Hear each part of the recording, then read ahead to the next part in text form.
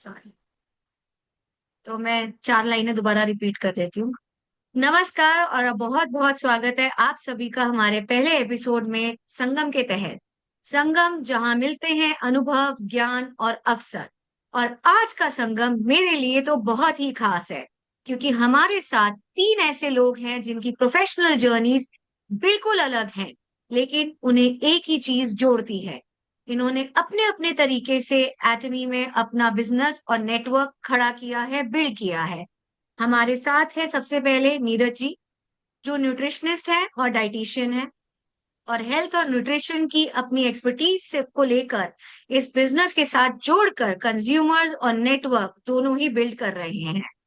दूसरे हैं हमारे साथ जय सर, जो अभी शायद पहुंचे नहीं है, पहुंच जाएंगे, जो कि एक सॉफ्टवेयर इंजीनियर हैं और अपनी रेगुलर कॉर्पोरेट जॉब के साथ वीकेंड्स पर इस बिजनेस को बिल्ड कर रहे हैं। और तीसरे हैं हमारी अपलाइन झाजी, जो हम सबको यहाँ इकट्ठा करके पहले तो बुधवार और शनिवार बिठाते थे, अब सोमवार भी पकड़ लिया।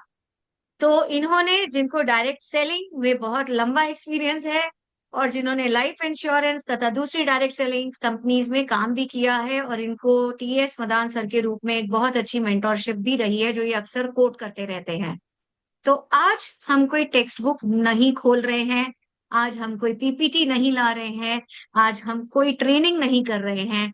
आज हम बातचीत कर रहे हैं और उस बातचीत में से निचोड़ निकाल कर एक अद्भुत संगम बना रहे हैं। जैसे गंगा यमुना सरस्वती का संगम होता है, तो आज ये तीन लोग मिलकर अपने अलग अलग फील्ड से हमारे लिए अपना इनपुट शेयर करेंगे।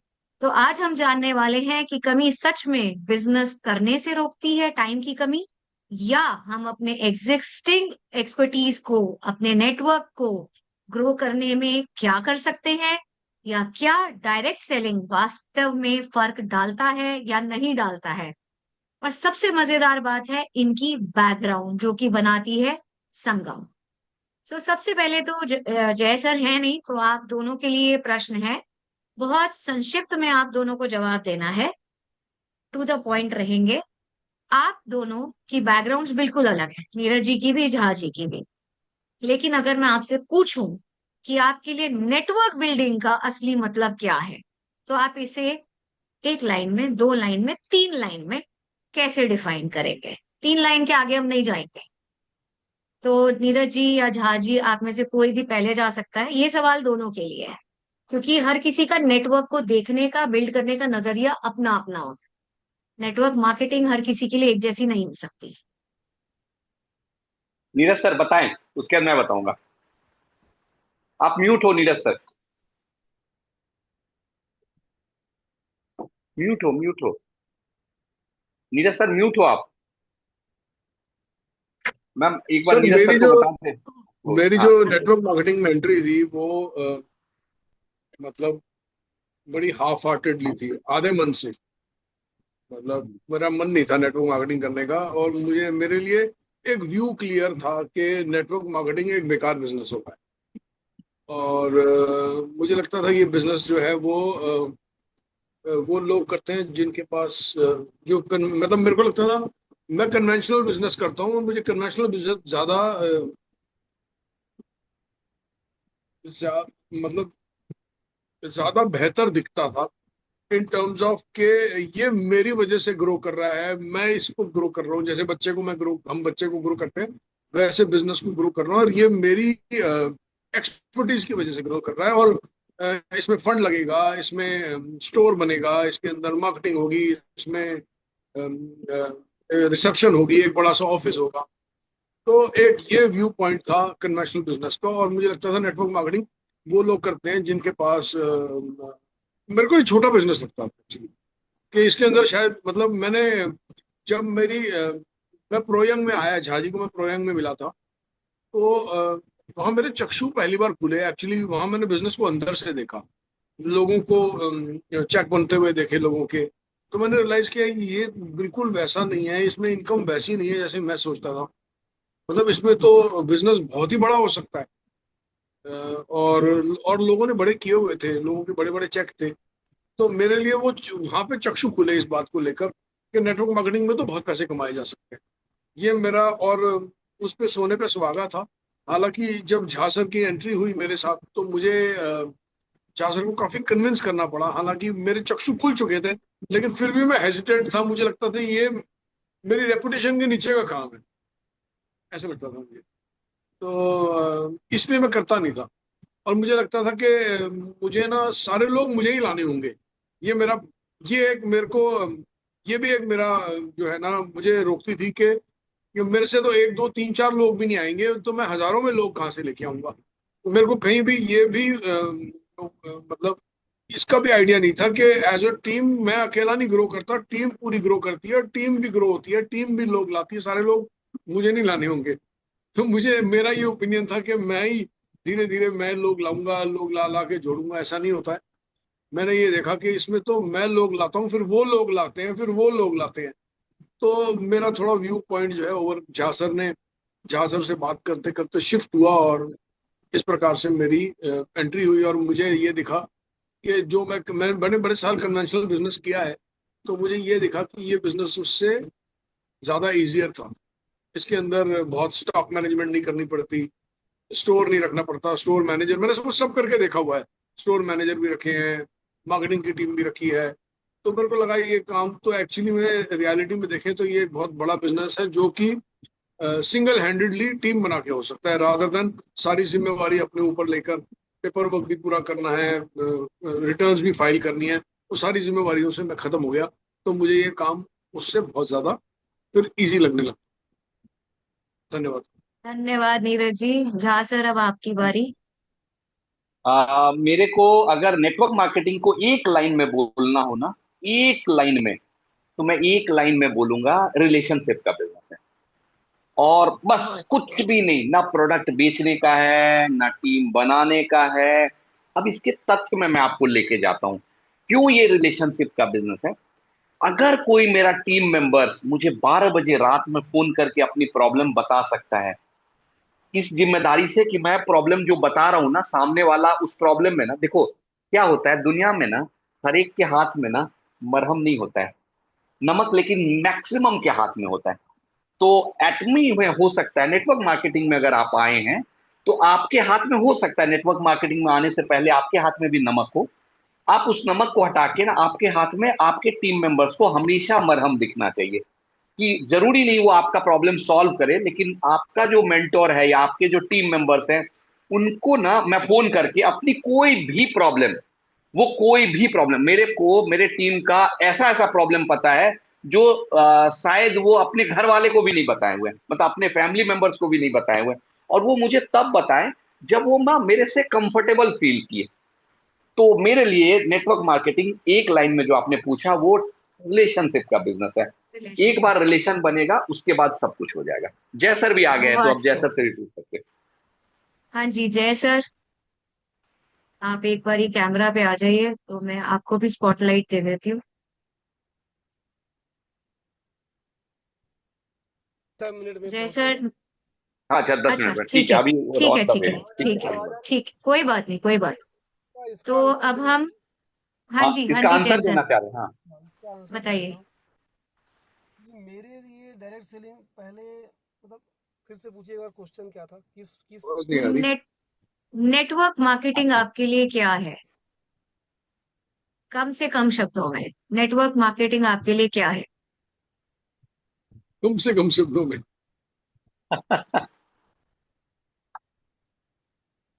कम से कम शब्दों नहीं, में जय। बताना सर। हाँ ऑलरेडी अलग अलग जय है। सर। मैंने नेटवर्क मार्केटिंग जब स्टार्ट किया था, तो जैसे होता ना कि जो रियलाइजेशन हुआ कि भाई आप अकेले बहुत बड़ा काम नहीं कर सकते। और बहुत सारी चीज़ें हुई, हम लोग अभी आएंगे, जब हमारा मेरी बारी आएगी तो मैं डिस्कस करूंगा मेरा एंट्री कैसे हुआ, क्या हुआ, कैसे हुआ, वो सब के बारे में हम आज बात करेंगे। तो मेरे लिए ये समझ में आया कि आप अकेले लाइफ में बहुत बड़ा काम नहीं कर सकते। तो आपको एक टीम बनानी पड़ेगी। तो जितना बड़ा आपका नेटवर्थ, उतनी जितना बड़ा नेटवर्क उतनी बड़ी नेटवर्थ। तो इस फंडा पे ही मैं शुरू से काम करता हूँ कि भाई अकेले, और बहुत सारी चीज़ें हैं ना जो आपके अंदर जो टैलेंट, जो स्किल नहीं होता है, ये यही एक ऐसा, चूंकि मैं जॉब बैकग्राउंड से हूँ, तो एक लिमिटेशन है। आप जिस प्रोजेक्ट में काम करते हैं आप उतने ही दूर के हीरो हैं। जैसे ही प्रोजेक्ट खत्म हुआ वो अगले प्रोजेक्ट में आपको एज ए फ्रेशर ट्रीट किया जाता है कि भाई हमारे आपको रिक्वायरमेंट इतना ही है। लेकिन नेटवर्क मार्केटिंग में क्या होता है कि जैसे जैसे आपका टीम बढ़ता जाता है, आप बढ़ते जाते हैं, जो स्किल आपके अंदर नहीं है आपको उस स्किल के लोग आपको आपकी टीम में मिल गए, तो आपका जो मतलब सब कुछ मल्टीप्लाई होना शुरू हो जाता है। तो मुझे एक लाइन में समझ में यही आया कि जितना बड़ा आपका नेटवर्क उतना बड़ा आपका नेटवर्थ। इसी फंडा पे मैं बिलीव करता हूँ। रिलेशनशिप इम्पोर्टेंट है, बट मतलब अल्टीमेटली ये चीज़ें अचीव रिलेशनशिप से होगी, बट होना यही है एंड में। तो मेरा व्यू। धन्यवाद जय जी। और निहारिका जी, जय सर ना अभी बाहर हैं, इसीलिए थोड़ा वॉल्यूम उनका लो आ रहा है। 10 मिनट में उनकी वो पूरी मेरे आवाज भी बस सुनाई देगी और वो पूरे दिखाई भी देंगे हमें। बेसमेंट में हूँ, बस आ चलिए। रहा हूँ। हाँ जी, हाँ जी, ठीक है जय जी। चलिए अब हम शुरू करते हैं एक एक करके। पहले नीरज जी आपके लिए सवाल आएंगे बैक टू बैक, फिर हम आगे हम्म। बढ़ेंगे। ठीक जी है। बताइए। ओके नीरज सर, आप हम्म। खुद न्यूट्रिशनिस्ट और डाइटिशियन हो। हेल्थ और हम्म। न्यूट्रिशन आपका एग्जिस्टिंग प्रोफेशन रहा है। तो जब हम्म। आपने एटमी को देखा, ऐसा क्या था जिसकी वजह से आपको लगा कि ये आपके फील्ड के साथ जेन्युइनली कनेक्ट करता है? अच्छा, एक तो प्रोडक्ट्स के मतलब कुछ प्रोडक्ट्स ऐसे थे, जैसे गट के लिए न्यूट्रास्यूटिकल है। तो जब भी किसी इंसान के साथ काम करना पड़ता है, तो जैसे आयुर्वेद में बोलते हैं कि बीमारी जो है वो पेट से शुरू होती है। तो काम करते हैं तो शुरुआत गट से करते हैं। कोशिश ये रहती है कि गट बैक्टीरिया इंप्रूव हो, डाइजेस्टिव हेल्थ इंप्रूव हो। डाइजेस्टिव हेल्थ इंप्रूव होगी तो बाकी चीजें इंप्रूव होंगी। तो एक वो प्रोडक्ट न्यूट्रास्यूटिकल मेरे को बहुत पसंद आया। दूसरा प्रोडक्ट ओमेगा 3। ओमेगा 3 जो है वो मतलब एक जीवनदायी जो है ना इंग्रेडिएंट है अपने हमारी हेल्थ के लिए। जीवनदायी मतलब जिस प्रकार से पानी बहुत जरूरी है शरीर के सेहत के लिए, खाना और पानी जरूरी है, उसी प्रकार से ओमेगा 3 के अच्छे लेवल्स होना भी सेहत के लिए बहुत जरूरी है। वो प्रोडक्ट मुझे बहुत पसंद आया, खासकर क्योंकि वेजिटेरियन सोर्स से था। तो उन लोगों को जिन लोगों के साथ हमें चैलेंज आता था फिश ऑयल को डील करने में, वहां पे हम वेजिटेरियन ओमेगा से उनसे डील कर पाए। और तीसरा बहुत बड़ा प्रोडक्ट हेमोहिम। मेरा अपना एक फर्स्ट हैंड एक्सपीरियंस भी था हेमोहिम के साथ। मेरा घुटना सूजा हुआ था जब झां सर ने पहली बार मेरे को हेमोहिम से इंट्रोड्यूस कराया। और मेरा घुटना अक्सर सूज जाया करता था हर 2 साल के बाद एक बार। तो मैंने नोटिस किया कि हेमोहिम के यूज से मेरी रिकवरी बहुत फास्ट होती थी, और धीरे धीरे घुटना सूजना भी कम हो गया। इनफैक्ट अब तो कुछ टाइम से खत्म ही हो गया है, लास्ट कुछ सालों से। लेकिन झा सर ने जब मुझे इंट्रोड्यूस कराया था तो HemoHIM as a immunity booster, immunity modulator मुझे बहुत पसंद आया। हम बीमार पड़ते हैं तो हेमोहिम का यूज करते हैं। कोई तबीयत खराब हो जाए, खांसी हो जाए, जुकाम हो जाए, छोटी मोटी प्रॉब्लम्स हो, तो पेट खराब हो जाए, कोई इम्यूनिटी के इश्यूज हो, एलर्जी हो रही हो किसी प्रकार की, तो हेमोहिम बहुत मदद करता है उसके अंदर। तो बहुत सारी चीजों में और उसके ऊपर से और भी अनगिनत फायदे हैं जो दिखाई नहीं देते। रेडिएशन से बचाता है और रिकवरी में बहुत हेल्प करता है। जो लोग बीमारी से उठ के निकलते हैं या कैंसर के बाद कीमोथेरेपी करके खत्म करके उठते हैं, वो बहुत सारे लोग उनकी रिकवरी में हिम जो है बहुत बढ़िया काम करता है। वो प्रोडक्ट मुझे बहुत पसंद आया। तो वो समहाउ जो मेरा मेरा एग्जिस्टिंग काम था उसके साथ बहुत अच्छा जेल किया, और मैं लोगों को वो फायदा दे सका जो कि उतनी स्पीड से मैं पहले नहीं दे पाता था। तो और उसके बाद जो है जो अच्छी बात ये हुई कि जो इंडिया में कुछ प्रोडक्ट्स लॉन्च होने स्टार्ट हो गए। जब हमने और झा सर ने स्टार्ट किया था तो इंडियन प्रोडक्ट्स नहीं थे। फिर स्पिरुलिना की एंट्री हुई, मोरिंगा की एंट्री हुई, शिलाजीत की एंट्री हुई। इनकी एंट्री करने से हमारे को और एडवांटेज यह हुआ, हम मिनरल्स पूरे कर पाए लोगों की अक्सर मेरी प्रैक्टिस में मैंने देखा है कि लोग हरी सब्जियां बहुत कम खाते हैं, फल सलाद बहुत कम खाते हैं कुछ लोग। और जो खाते भी हैं बहुत सारे, वो भी अपने मिनरल्स की पूर्ति नहीं कर पाते। और ये जो 3 प्रोडक्ट्स आए ये बहुत ही इकोनॉमिकल रेंज में आए। क्योंकि अगर आप देखोगे जो प्रोडक्ट्स कोरिया से आते हैं वो थोड़े प्राइस में हायर साइड में होते हैं, जबकि वो अपनी क्वालिटी को मैच करते हैं। ऐसा मतलब उनकी प्राइस, जो भी प्राइस है वो क्वालिटी की वजह से भी है, जो जिस टाइप की क्वालिटी एटमी देता है। और इंडियन प्रोडक्ट्स आए और आने वाले टाइम में और बहुत सारे इंडियन प्रोडक्ट्स आने वाले हैं, और जैसे जैसे इंडियन प्रोडक्ट्स आते रहेंगे हमारा बिजनेस जो है और ग्रो करेगा, क्योंकि हम बहुत कॉम्पिटिटिव हो जाएंगे। मैं जैसे जहाँ सर भी हमेशा बताते हैं कि जो शिलाजीत की जो हमारी प्राइस है वो एक्सट्रीमली कॉम्पिटिटिव है, बल्कि in fact conventional market, regular market में जो काउंटर से जो शिलाजीत बिकता है, हम उस कुछ कुछ कंपनियों में उनसे भी हम चीपर हैं। तो ऐसा नहीं है कि ये प्रोडक्ट्स के आने से जो है ना काम में और रिजल्ट्स आने में और इम्प्रूवमेंट हुआ, और प्राइस में प्रोडक्ट जो है बहुत ही हाईली अफोर्डेबल है। कोई भी खा सकता है, कोई भी अफोर्ड कर सकता है। 500 से 700, 500 750 के बीच में प्रोडक्ट की प्राइस है, और इससे बिजनेस में थोड़ी इम्प्रूवमेंट भी आई। और आने वाले टाइम में जैसे जैसे इंडियन प्रोडक्ट्स जुड़ते जाएंगे, वैसे वैसे जो है बिजनेस और ग्रो करेगा। बिजनेस जो है वो अ, देखो, ये ना मैं आपको एग्जांपल से एक समझाता हूँ कि ना, मैं आज से साल पहले एक यंग लड़की को मिला, और तो मैंने उनसे पूछा, उन्होंने मेरे हाथ में एडमी का बैग देखा और उन्होंने मेरे को पूछा, आप एडमी का बिजनेस करते हैं? मैंने कहा हाँ मैं करता हूँ। तो उन्होंने बोला मैंने भी एडमी ज्वाइन किया था लेकिन मैंने ना छोड़ दिया। तो मैंने बोला आपने कब छोड़ा? बोला मैंने 2020-21 के आसपास छोड़ दिया।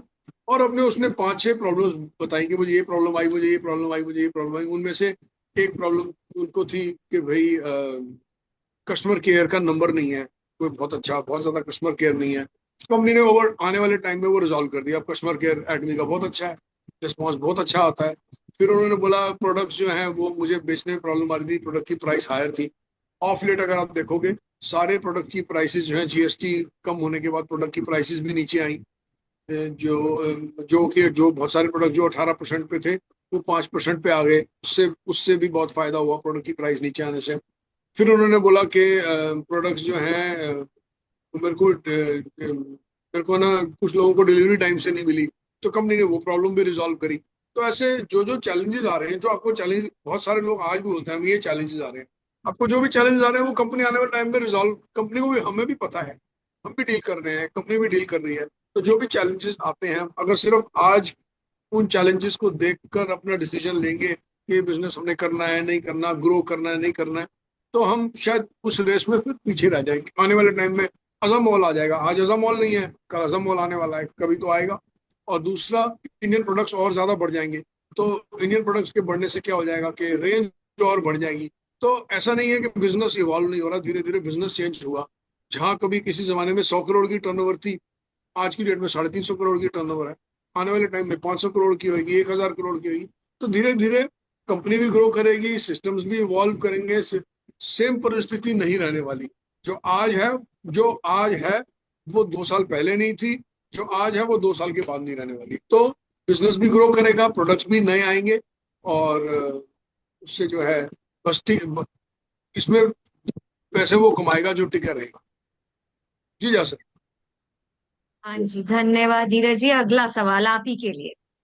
हम्म। आपके पास ऑलरेडी नॉलेज और एक्सपर्टीज है, ये हम सब जानते हैं। हम्म। लेकिन नॉलेज को बिजनेस में कन्वर्ट करने के लिए कंज्यूमर का ट्रस्ट चाहिए। सारा बिल्कुल चाहिए। गेम ट्रस्ट का आता है। आप किसी हम्म। कंज्यूमर के साथ प्रोडक्ट की जब बात करते हैं उस समय ट्रस्ट कैसे बिल्ड करते हैं?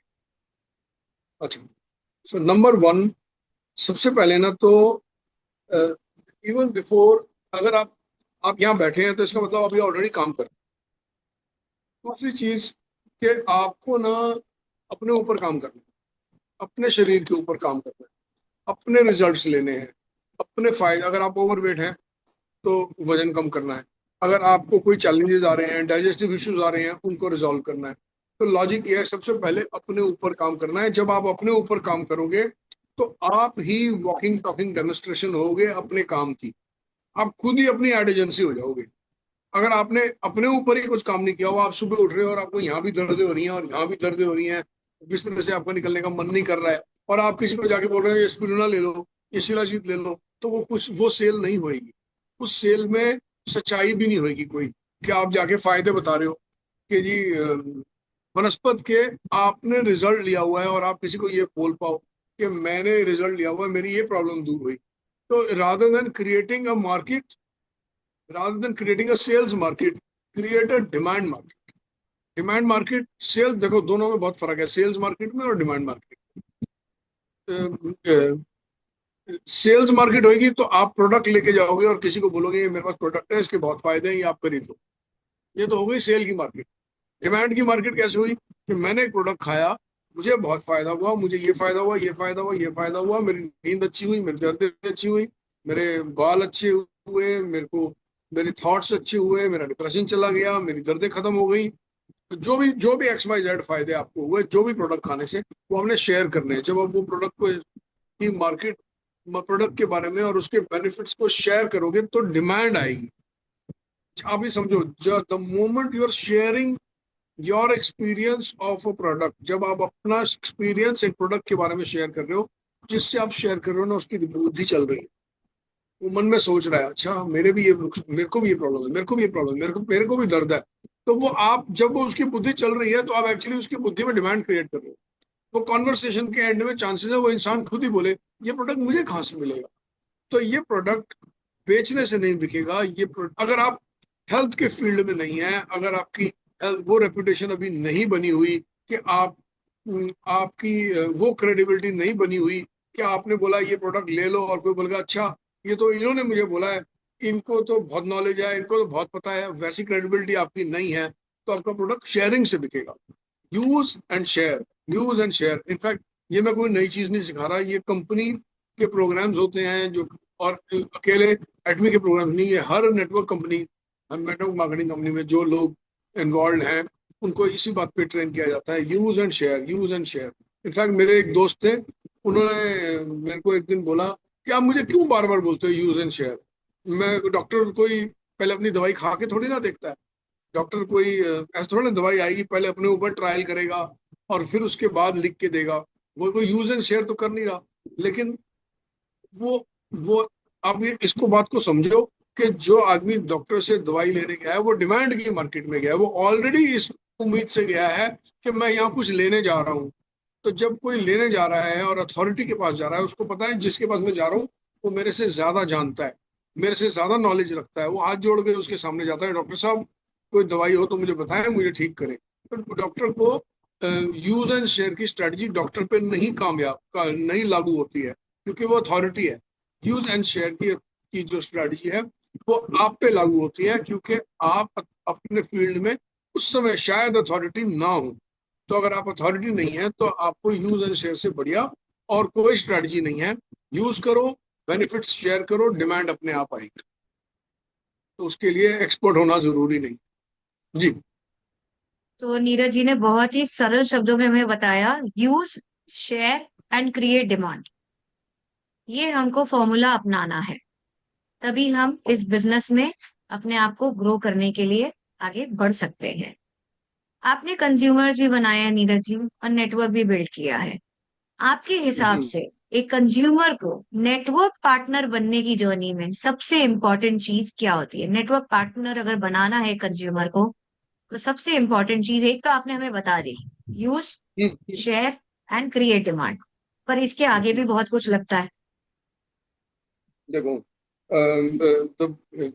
How active business is different from other network companies is के बहुत सारी कंपनीज अपने पार्टनर्स को, अपने नेटवर्कर्स को स्कीम्स देती है कि भाई आप 50,000 का माल उठाओ तो आपको हम गोवा लेके जाएंगे, आप 80,000 का माल, 50,000 का माल उठाओ तो शायद हम आपको कोई बैग देंगे, कोई सूटकेस देंगे, कोई स्कीम्स होती हैं। तो 35,000 के माल पे डफल बैग दे दिया, 50,000 के माल पे बड़ा वाला सूटकेस दे दिया, 80,000 के माल पे आपको गोवा ले गए। तो ऐसी स्कीम्स होती हैं कंपनीज के अंदर। उसमें क्या होता है कि पार्टनर या फिर 50 बॉटल किसी चीज की, आप 50 बॉटल उठाओ तो हम आपको 30 बॉटल फ्री दे देंगे। उसमें पार्टनर ना प्रॉफिट देखता है, अच्छा ये सामान 1,000 रुपए का है, ये मुझे 500 रुपए का मिल रहा है और 500 में मेरे को साथ में 30 बॉटल भी फ्री मिल रही हैं। तो वो अपना प्रॉफिट मार्जिन देखता है कि अच्छा ये 1,000 का सामान जो कंपनी मेरे को पहले 700 रुपए में दे रही थी, अब ये मेरे को 400 रुपए मिल रहा है, मेरे पास 600 रुपए प्ले करने को है। और इस लालच में वो अपनी हिम्मत और अपनी मार्केट से ऊपर सामान खरीद के रख के स्टॉक करके बैठ जाता है। स्टॉक किया और अपने पास रख लिया कि अब तुम, पहले मैं 200-300 रुपए मार्जिन में खेलता था, अब मुझे बैग भी मिल गया, गोवा का ट्रिप भी मिल गया, 80 बॉटल भी मेरे पास आ गई, नॉट रियलाइजिंग कि उसकी 80 बॉटल बेचने की पोटेंशियल ही नहीं है। एडमी में ऐसा नहीं होता। तो उस जो पहला वाला तरीका है उसमें क्या होता है, कंपनी स्कीम देके माल डिस्ट्रीब्यूटर के घर पहुंचा देती है, पार्टनर के घर में पहुंचा देती है, और फिर पार्टनर उसको रख के बैठता है, और फिर नेक्स्ट मंथ उसको फिर से टारगेट मिल जाता है मिनिमम बाइंग करने का, जो कि एडमी में दोनों काम नहीं होते। नंबर वन, यहाँ स्कीम्स नहीं मिलती, मिलती है ज्यादा से ज्यादा 4+1 एक स्कीम मिल जाएगी, भाई 4 खरीदा 1 फ्री हो गया। आपके ऊपर कभी ये नहीं डाला जाएगा कि आप 1 लाख का माल लो तो आप 50,000 फ्री दे देंगे, आप 50,000 का माल लो तो आपको कहीं घुमाने के लिए ले जाएंगे। तो आपके ऊपर कभी ना तो आपको लालच दिया जाएगा, ना आपको पुश किया जाएगा कि आप सामान यहाँ से खरीद के अपने स्टॉक में रख लें। It doesn't work like that. Right. आपको right. In reality what the company expects from you is कि आप अपने बिजनेस को खड़ा करने के लिए कंज्यूमर ढूंढे, कंज्यूमर जो है उस प्रोडक्ट कंपनी से खरीदे। जितने कंज्यूमर्स आप बनाएंगे, यहाँ पे नेटवर्कर्स नहीं बना रहे, हम कंज्यूमर्स बना रहे हैं, जितने कंज्यूमर्स आप बनाएंगे उतने कंज्यूमर के हिसाब से आपकी कमीशन आपको मिलेगी। और फिर उन कंज्यूमर्स में से कुछ ऐसे लोग होंगे जिनको ये बिजनेस समझ में आएगा, बिजनेस पसंद में आएगा। तो आप है ऊपर, ये आप है ऊपर, और ये दो आपकी लाइन चल रही है, consumer consumer consumer consumer consumer. और उसके बाद कोई आदमी बोलेगा अच्छा मुझे भी ये बिजनेस करना है, वो आपका नेटवर्कर पार्टनर होगा, वो आपका नेटवर्कर पार्टनर होगा, वो आपके साथ मिलके और कंज्यूमर बनाएगा। In the end this is not a networking business, is a business of creating consumers. आप एक्चुअली में आप क्या कर रहे हैं, आप कस्टमर क्लाइंट ढूंढ के कंपनी को दे रहे हैं माल बेचने के लिए, कंपनी उनको माल बेच रही है और बीच में आपको कमीशन मिल रही है। ये एक्चुअली में रियलिटी में ये बिजनेस ऐसा है, और ये नॉर्मली जो नेटवर्क मार्केटिंग कंपनीज हैं उनसे डिफरेंट है। ठीक है, तो यहाँ पे कोई फिक्स बाइंग का प्रेशर नहीं है, कोई नेक्स्ट, हाँ इसका एक ड्रॉबैक भी है, क्योंकि फिक्स बाइंग का कोई प्रेशर नहीं है, कोई मंथली टारगेट्स नहीं है। तो बहुत बार ऐसा भी होगा कि आपका आदमी कोई सामान ही नहीं खरीदेगा, कंज्यूमर सामान, क्योंकि कंज्यूमर तो अपनी मर्जी का मालिक है। आप किसी को कोका कोला पीनी है तो आप उसको थोड़ा बोल सकते हैं नहीं मुझे पेप्सी पीनी है, तो हो सकता है वो आज उसने ये सामान खरीदा है, कल वो सामान खरीद ले, तो उसकी मर्जी है उसने कब खरीदना है। तो इसलिए आपको एक अच्छा बड़ा नेटवर्क ऑफ कंज्यूमर्स चाहिए होता है, जो कभी ना कभी कोई टूथपेस्ट खरीद लेगा, कुछ खरीद लेगा। इस प्रकार से आपका एक अच्छा कंज्यूमर नेटवर्क बनाना है। आपने यहाँ पे नेटवर्कर नेटवर्कर नेटवर्कर नेटवर्क नहीं बनाना। और उस कंज्यूमर में से कुछ लोग प्रोत्साहित होंगे, कंपनी को देख के प्रोत्साहित होंगे, या प्रोडक्ट को देख के प्रोत्साहित होंगे, या जहां से आपने रिलेशनशिप की बात करी तो कुछ उसमें से आपको देख के प्रोत्साहित होंगे, आपकी दोस्ती देख के प्रोत्साहित होंगे और आपके साथ जुड़ेंगे और आपके साथ मिलकर काम करेंगे। So this is a business of not creating networkers, this is a business of creating consumers. That's how the business is different and different from other companies. दूसरी कंपनियों से इस प्रकार से ये अलग है। अरे, जी। बहुत खूब नीरज जी, बहुत खूब। खूब सारे छोटे छोटे इंसाइट्स आप मेरे इस सवाल के आपने जो जवाब दिया है उसमें खूब सारी चीजें निकल कर आई हैं। लास्ट सवाल है आपसे, लेकिन पर जो लोग यहाँ बैठे हुए हैं ना वो अंत तक जाइएगा नहीं, क्योंकि आज हम ये जो हमारे तीन महारथी बैठे हैं इनका वो साइड भी बाहर निकालेंगे जो हम सबको घर में देखना पड़ता है। वो साइड भी आज बाहर आएगा, लेकिन वो अंत में आएगा। पहले हम थोड़ा ज्ञान बटोर लेते हैं। तो नीरज जी, हम्म, आखिरी सवाल। आपका प्रोफेशनल फील्ड पहले से मजबूत चल रहा था, फिर भी हम्म, आप इस बिजनेस को बिल्ड कर रहे हैं आज भी सीरियसली, क्यों? हम्म। लार्जर अच्छा, अपॉर्चुनिटी या लार्जर विजन, क्या है आपके पास? तो ना जो भी आपके कंज्यूमर्स में से जो इंसान भी बिजनेस करने को तैयार हो जाए, तो मोस्टली लोग क्या मिस्टेक करते हैं, मोस्टली लोग कंज्यूमर नहीं बजाने की बजाय ये कोशिश करते हैं नीचे कोई आ जाए जो नेटवर्क खड़ा कर दे, नीचे लेफ्ट में कोई आ जाए, राइट में कोई आ जाए।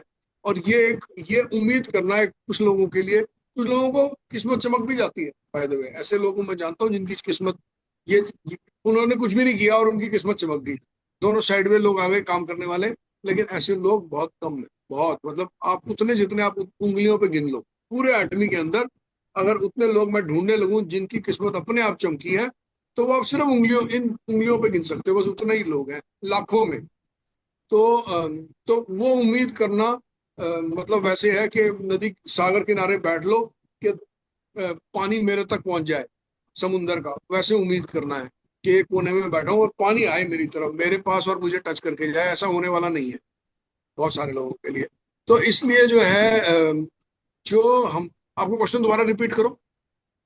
मेरा प्रश्न है कि आप आज भी एटमी को बिल्ड क्यों कर रहे हैं? क्यों कर रहे हैं? लार्जर तो अपॉर्चुनिटी, हाँ, लार्जर विजन तो आपको ये क्या नजर आता है?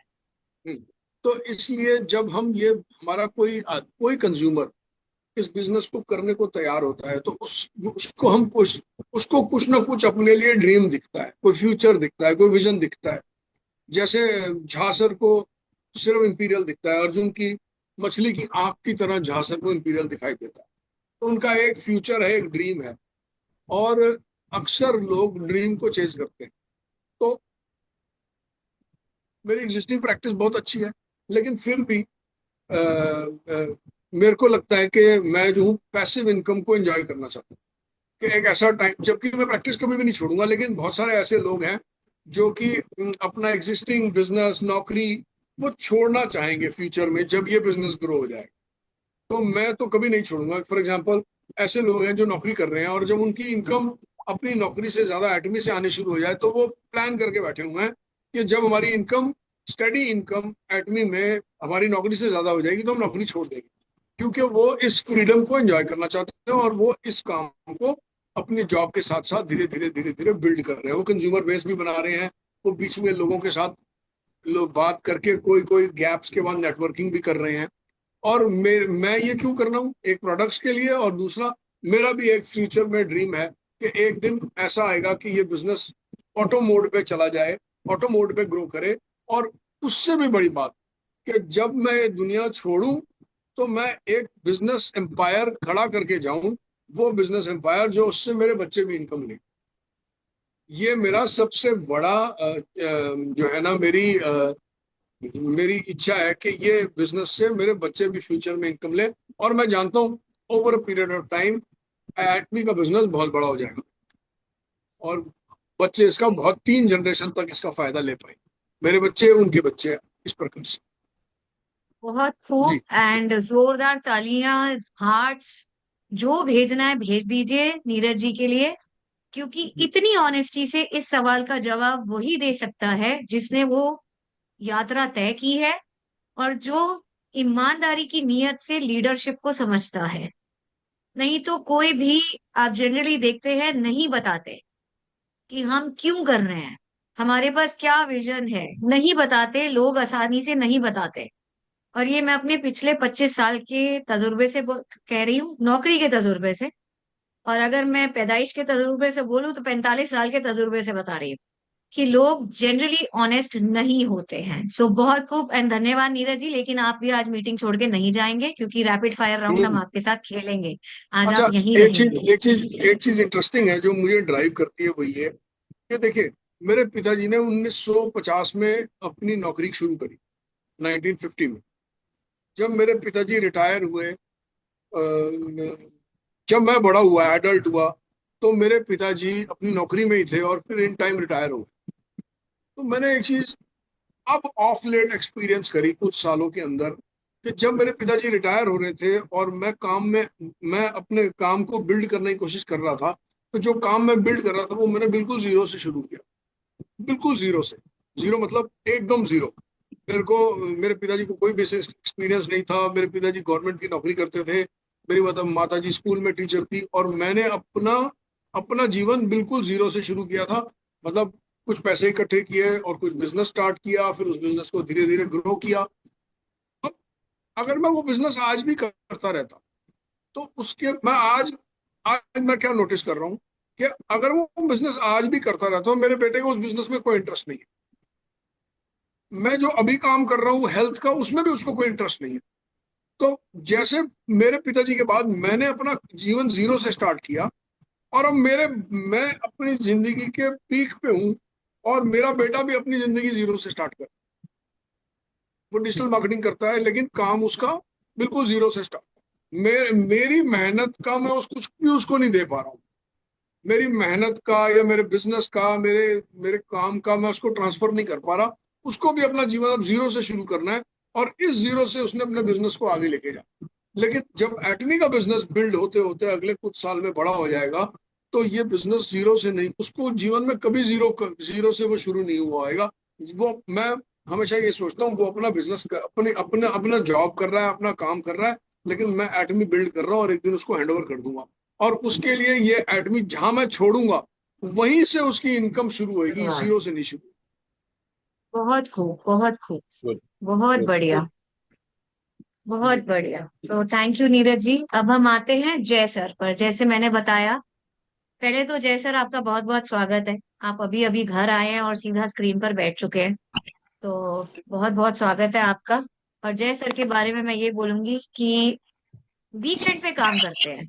जब हम सब आराम की बात करते हैं, हम सोचते हैं अरे आज कौन उठेगा, आज तो दिमाग के चिंटू मिंटू सबको बंद कर देते हैं, तब भी जय सर उठकर काम करते हैं। सो कॉरपोरेट के साथ वीकेंड में नेटवर्क को बिल्ड करना, ये इनकी खासियत है। और मैंने इनको कुछ दिन पहले बोला था मैं आपको फोन करूंगी, लेकिन वो कुछ दिन को एक महीना हो गया मैंने फोन नहीं किया है, तो इसीलिए आज मेरे सारे सवालों के जवाब मुझे मिलने वाले हैं। एंड मैं उम्मीद करती हूँ कि आप सबके भी जहन में वही सवाल आते होंगे, क्योंकि एकदम से तो नौकरी कोई नहीं छोड़ सकता, निकल कर आना बहुत मुश्किल है, आती हुई इनकम को रोकना बहुत मुश्किल है। तो जय सर, आपके लिए पहला प्रश्न है हमारा कि आप एक सॉफ्टवेयर इंजीनियर हैं और आपकी एक रेगुलर कॉर्पोरेट जॉब है।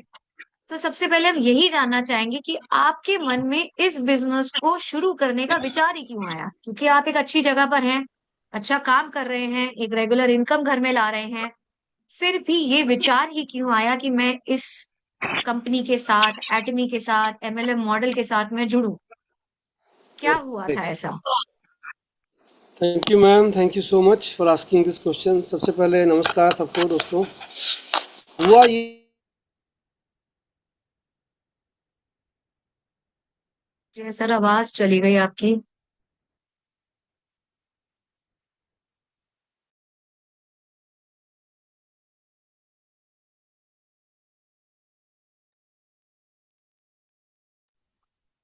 आई थिंक झा जी, जय सर का शायद नेटवर्क हैंग हाँ हुआ है या कुछ हुआ है। हाँ, कुछ टेक्निकल प्रॉब्लम है मतलब। हाँ, तो हम आप अ, पे आ जाएं। हाँ प्लीज। समय नहीं, ऐसे लोगों के लिए बहुत मुश्किल हो जाएगा। तो चलिए, हम सब जानते हैं झा जी को, जब तक झा जय सर वापस कनेक्ट करते हैं या हमसे वापस बात कर पाते हैं।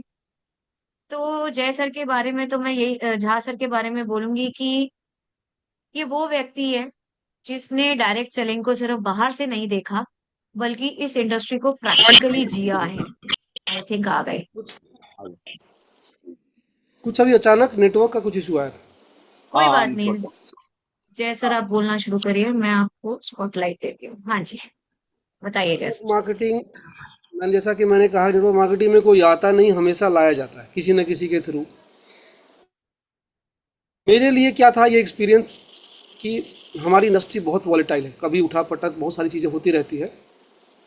तो मेरे साथ भी हुआ था 2011-12 में, ऐसा अचानक हुआ कि अगले साल आपको, अगले महीना आपको यूएस जाना है, सब कुछ तैयारी वारी हो गया, वीज़ा वीज़ा हो गया, और यूएस जाना, जिस कंपनी के लिए जाना था वो प्रोजेक्ट ही चला गया। हुआ कि अब भाई आपकी नौकरी ही चली गई, अब आप कुछ और ढूंढ लो। तो अगले महीना यूएस जाने की प्लानिंग है और दूसरे महीना नौकरी नहीं है। तो फिर 2-3 महीने बाद जॉब लग गई, लेकिन एक रियलाइजेशन दिमाग में आया कि यार ये बहुत मतलब वॉलेटाइल मार्केट है, तो यहाँ पे आप बहुत विश्वास करके लाइफ नहीं गुजार सकते। तो आपको एक कुछ ट्राई करना चाहिए, कुछ भी part time income sort of. तो वहाँ से मेरे दिमाग में ये ख्याल आया, पहले भी आते थे, तो मेरे पास एक मैसेज आया ऐसे ना, किसी का जैसे नॉर्मल मार्केटिंग वाले मैसेज आते हैं कि अगर आप कुछ करना चाहते हैं पार्ट टाइम में तो कांटेक्ट करें। मेरे पास वैसा कोई मैसेज आया, तो मैं उसको एक भगवान का मैसेज समझ के, मयूर विहार फेज़ 1 के ही एक मॉल का एड्रेस था, मैं वहाँ गया, प्लान देखा, वहाँ पे मैंने वो कंपनी ज्वाइन भी की, जो कंपनी थी वो।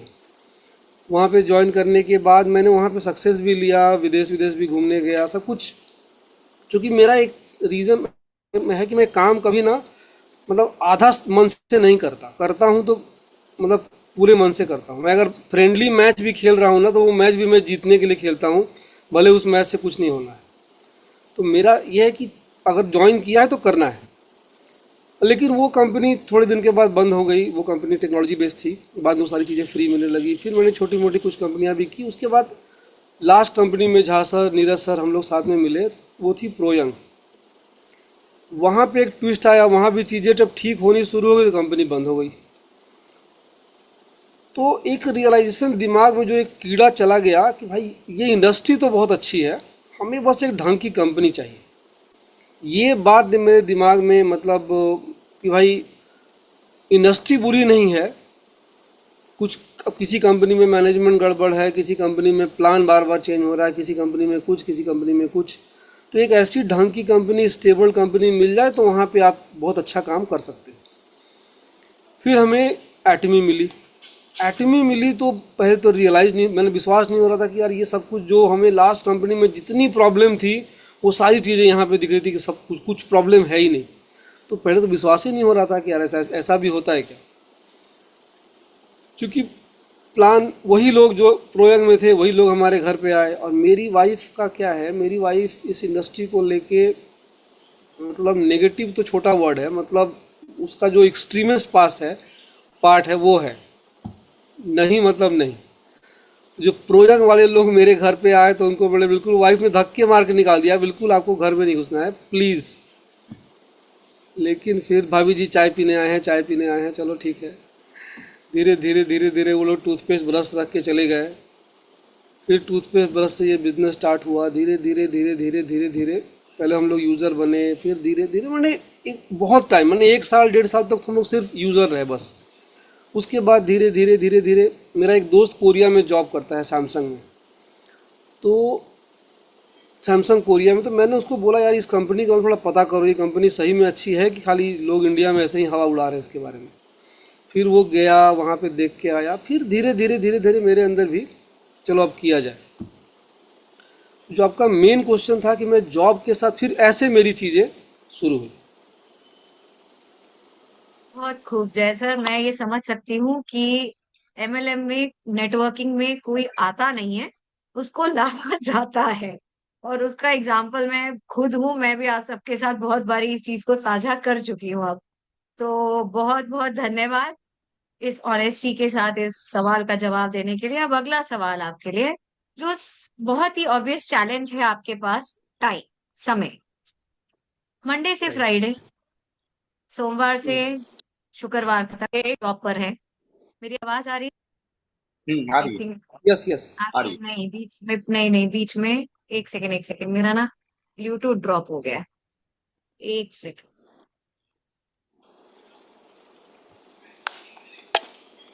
अक्षु।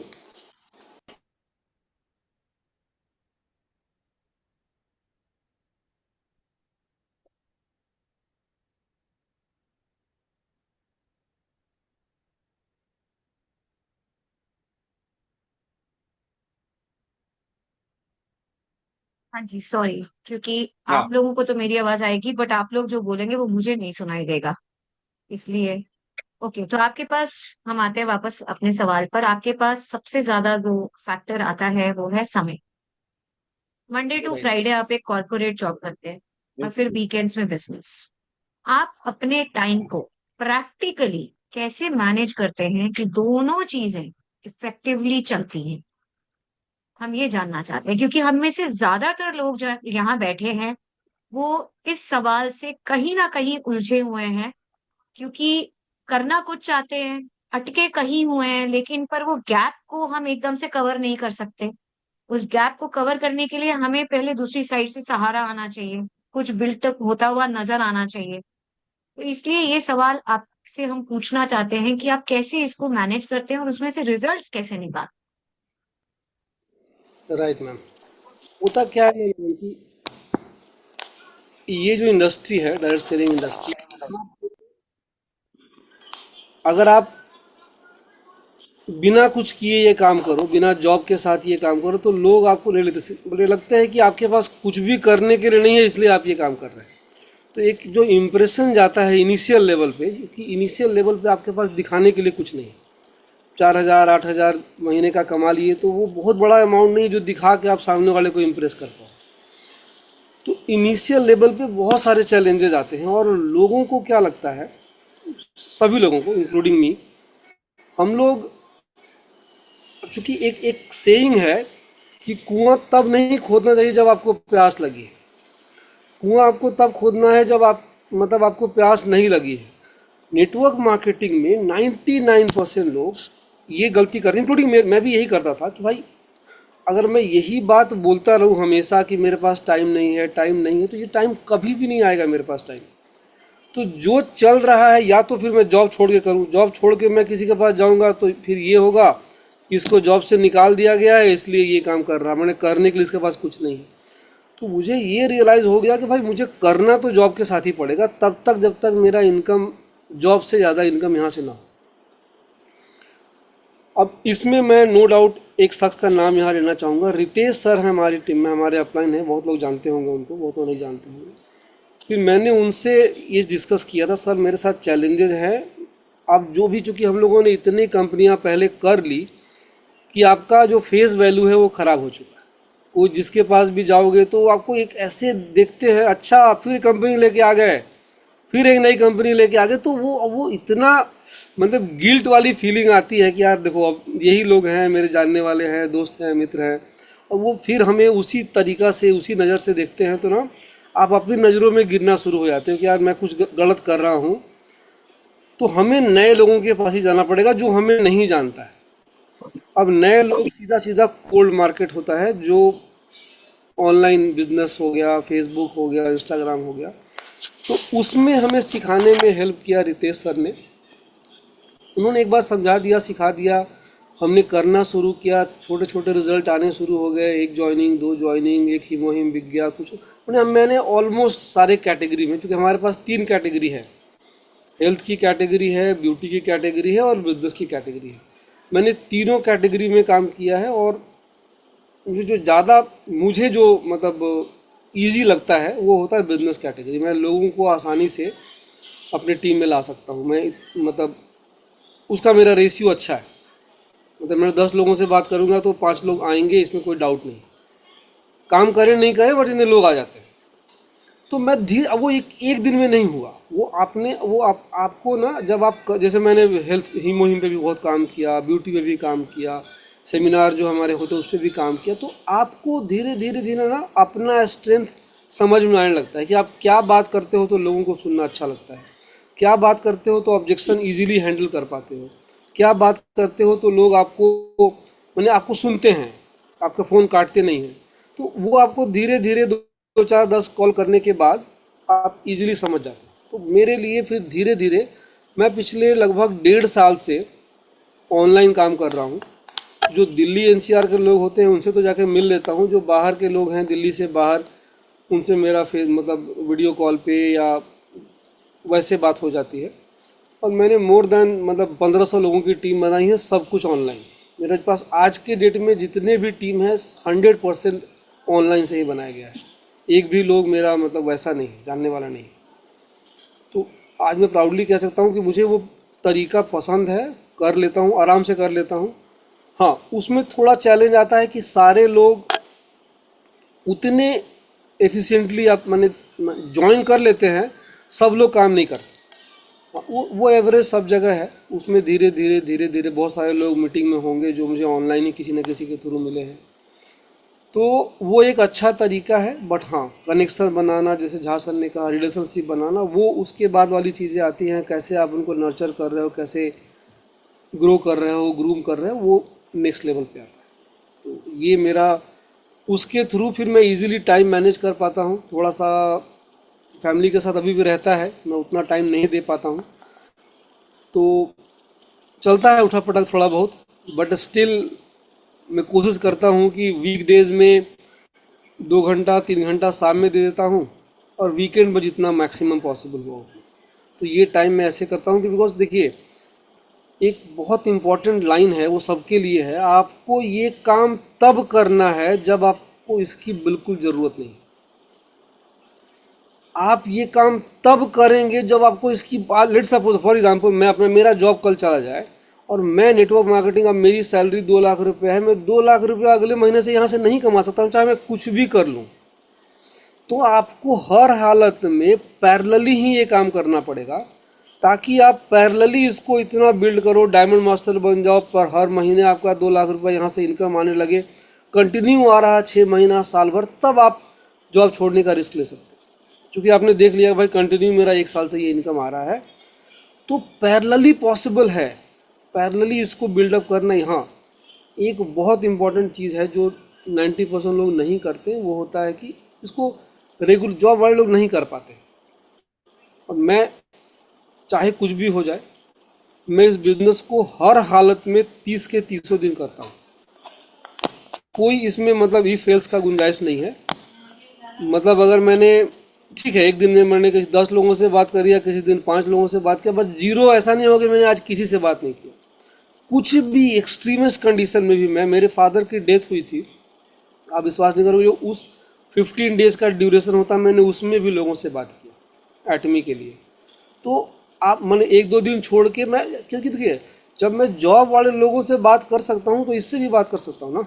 जॉब के लोगों का फ़ोन आ रहा है, मैं उनसे सारी चीज़ें, ये काम मेरा हो गया, मैंने ये डिलीवर कर दिया, तो इसको करने के लिए हमें अलग से क्यों बहाना चाहिए। तो मेरा मानना है कि भाई ये 100% एक बिज़नेस है और आपको इसको बिज़नेस की तरह ही ट्रीट करना पड़ेगा, कोई दूसरा ऑप्शन नहीं है इसका। बहुत खूब थैंक यू जय मैम। सर, बहुत खूब। और बहुत ही बारीकी से आपने एक बात समझा दी हमें कि एक तो रेगुलरिटी, कंसिस्टेंसी हमें डेवलप करनी है, ये हमारे को करना है। हमें ये सोचकर राइट। काम करना है कि ये काम हम अपने लिए कर रहे हैं, किसको इससे क्या फायदा मिल रहा है वो हमको नहीं देखना है, हमें अपने फायदे के बारे में पहले सोचना है। क्योंकि तभी हम ये काम कर पाएंगे। अगर हम ये सोचते रहेंगे अपलाइन पहले कमाएगी, डेफिनेटली अपलाइन पहले ही कमाएगी हमसे, हमको बाद में ही मिलेगा, लेकिन तब तक हमारी स्किल बिल्डिंग होगी। और जो एक चीज बहुत मेरे को जो समझ में आई कि अपनी स्ट्रेंथ पहचानिए। अब इन्होंने बहुत क्लियरली बोला कि मेरी स्ट्रेंथ बिजनेस सिखाना या बिजनेस करना है, वो मेरा कोर स्ट्रेंथ है। और हमने नीरज जी के साथ देखा कि उनका नॉलेज, प्रोडक्ट नॉलेज उनकी कोर स्ट्रेंथ है। तो कोर स्ट्रेंथ पहचानना बहुत जरूरी है। आप चाहे काम कोई भी करें, एटमी करें ना करें, लेकिन कोई भी काम करें, कोर स्ट्रेंथ अगर पहचानेंगे तो आप उसको यूज करके बिल्ड कर पाएंगे। आप जो भी कर रहे हैं, चाहे आप जॉब ही क्यों ना कर रहे हो, लेकिन उसमें भी आप अपनी ग्रोथ के पैरामीटर्स को बहुत अच्छा बना सकते हैं।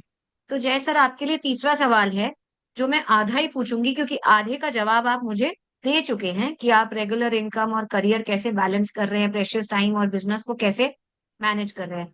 अब मेरा जो सवाल है आपसे वो ये है कि लोग तो आपको मिल गए, जुड़ भी गए, पर अब उसकी ग्रोथ के लिए आप कैसे मदद कर पाते हैं, कैसे उसको गाइड कर पाते हैं?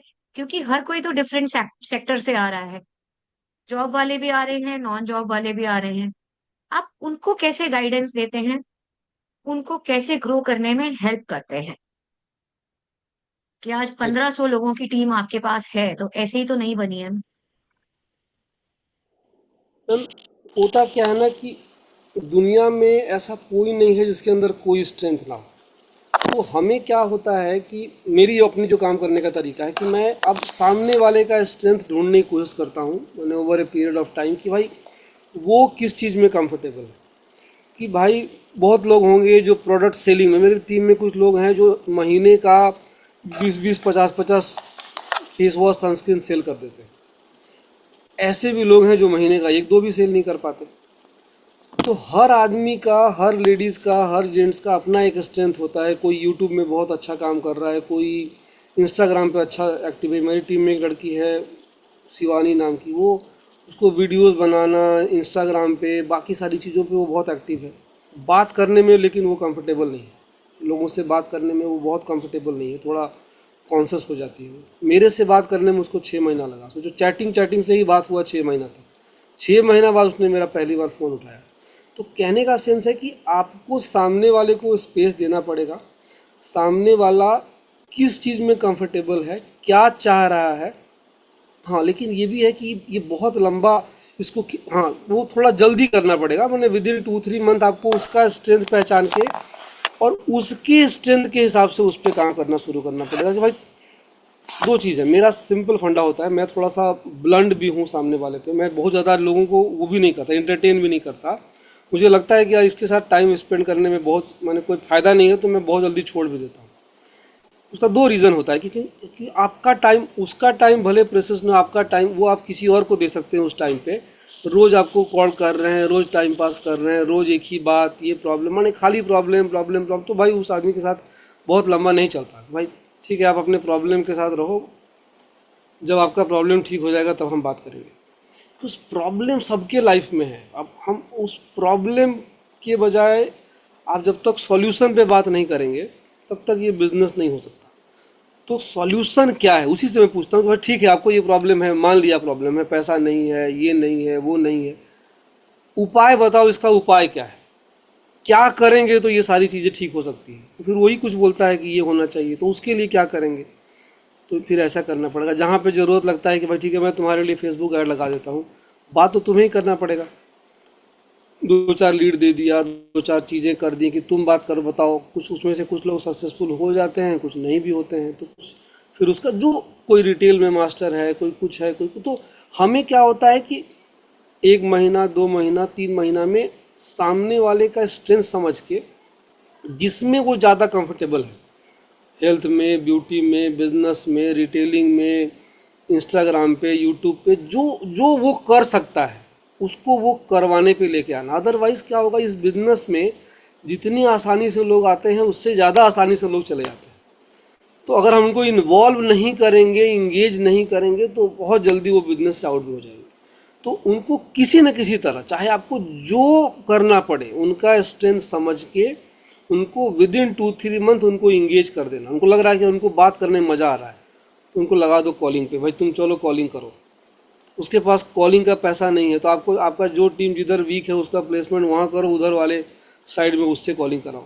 तो आपको, हाँ, चूँकि वो अगर वो बात अच्छा कर पा रहा है तो उसका स्ट्रेंथ समझ के उसके साथ वो करके ठीक है। बिकॉज मैंने देखा है कि हमारी टीम में एक है लेडीज, वो कुछ भी नहीं कर पाती तो लेकिन स्टेटस लगा पाती है। रोज स्टेटस लगा के वो 1-2 लीड, रोज 1-2 ऑर्डर निकाल लेती है।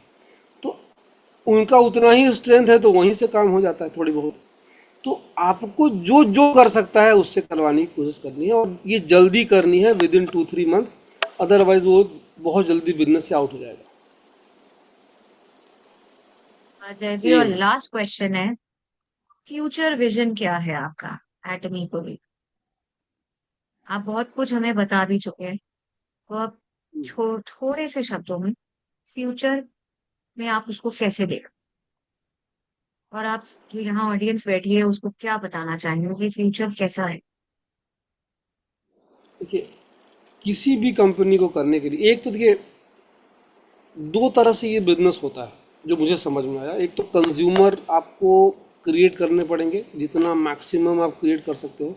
एक छोटा सा एग्जांपल देता हूँ। मुझे एक फेसबुक से ही बंदा मिला था, वो की दूसरी कंपनी का था, एमवे का था, नाम बता देता हूँ मैं, एमवे का था। बट उसने बताया कि उसके पास एमवे के टूथपेस्ट के 22,000 कंज्यूमर थे, 22,000, जो उससे माने 1 मंथ 2 मंथ के अंदर में उतने टूथपेस्ट खरीदते हैं।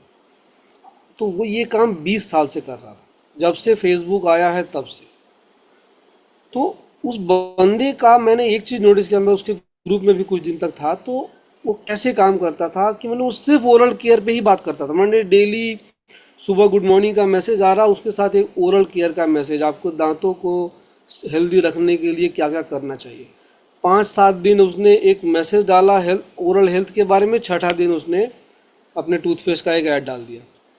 और मैं देखता था कि मैंने उसी पे 10 लोग 15 लोग उसको मैसेज डाल देते कि सर मुझे ये वाला टूथपेस्ट चाहिए, मेरे पास ये भिजवा दो, ये मेरा एड्रेस है। तो वो मैंने चीज़ें देखी, तो वो कंज्यूमर बेस बनाने का एक सिंपल तरीका है कि आप एक, जो आपको लगता है कि ये 5 प्रोडक्ट है जिस पे मेरा एक्सपर्टीज़ है, उस 5 प्रोडक्ट को फोकस करके आप डेली उस पर कुछ न कुछ एक्टिविटी करो।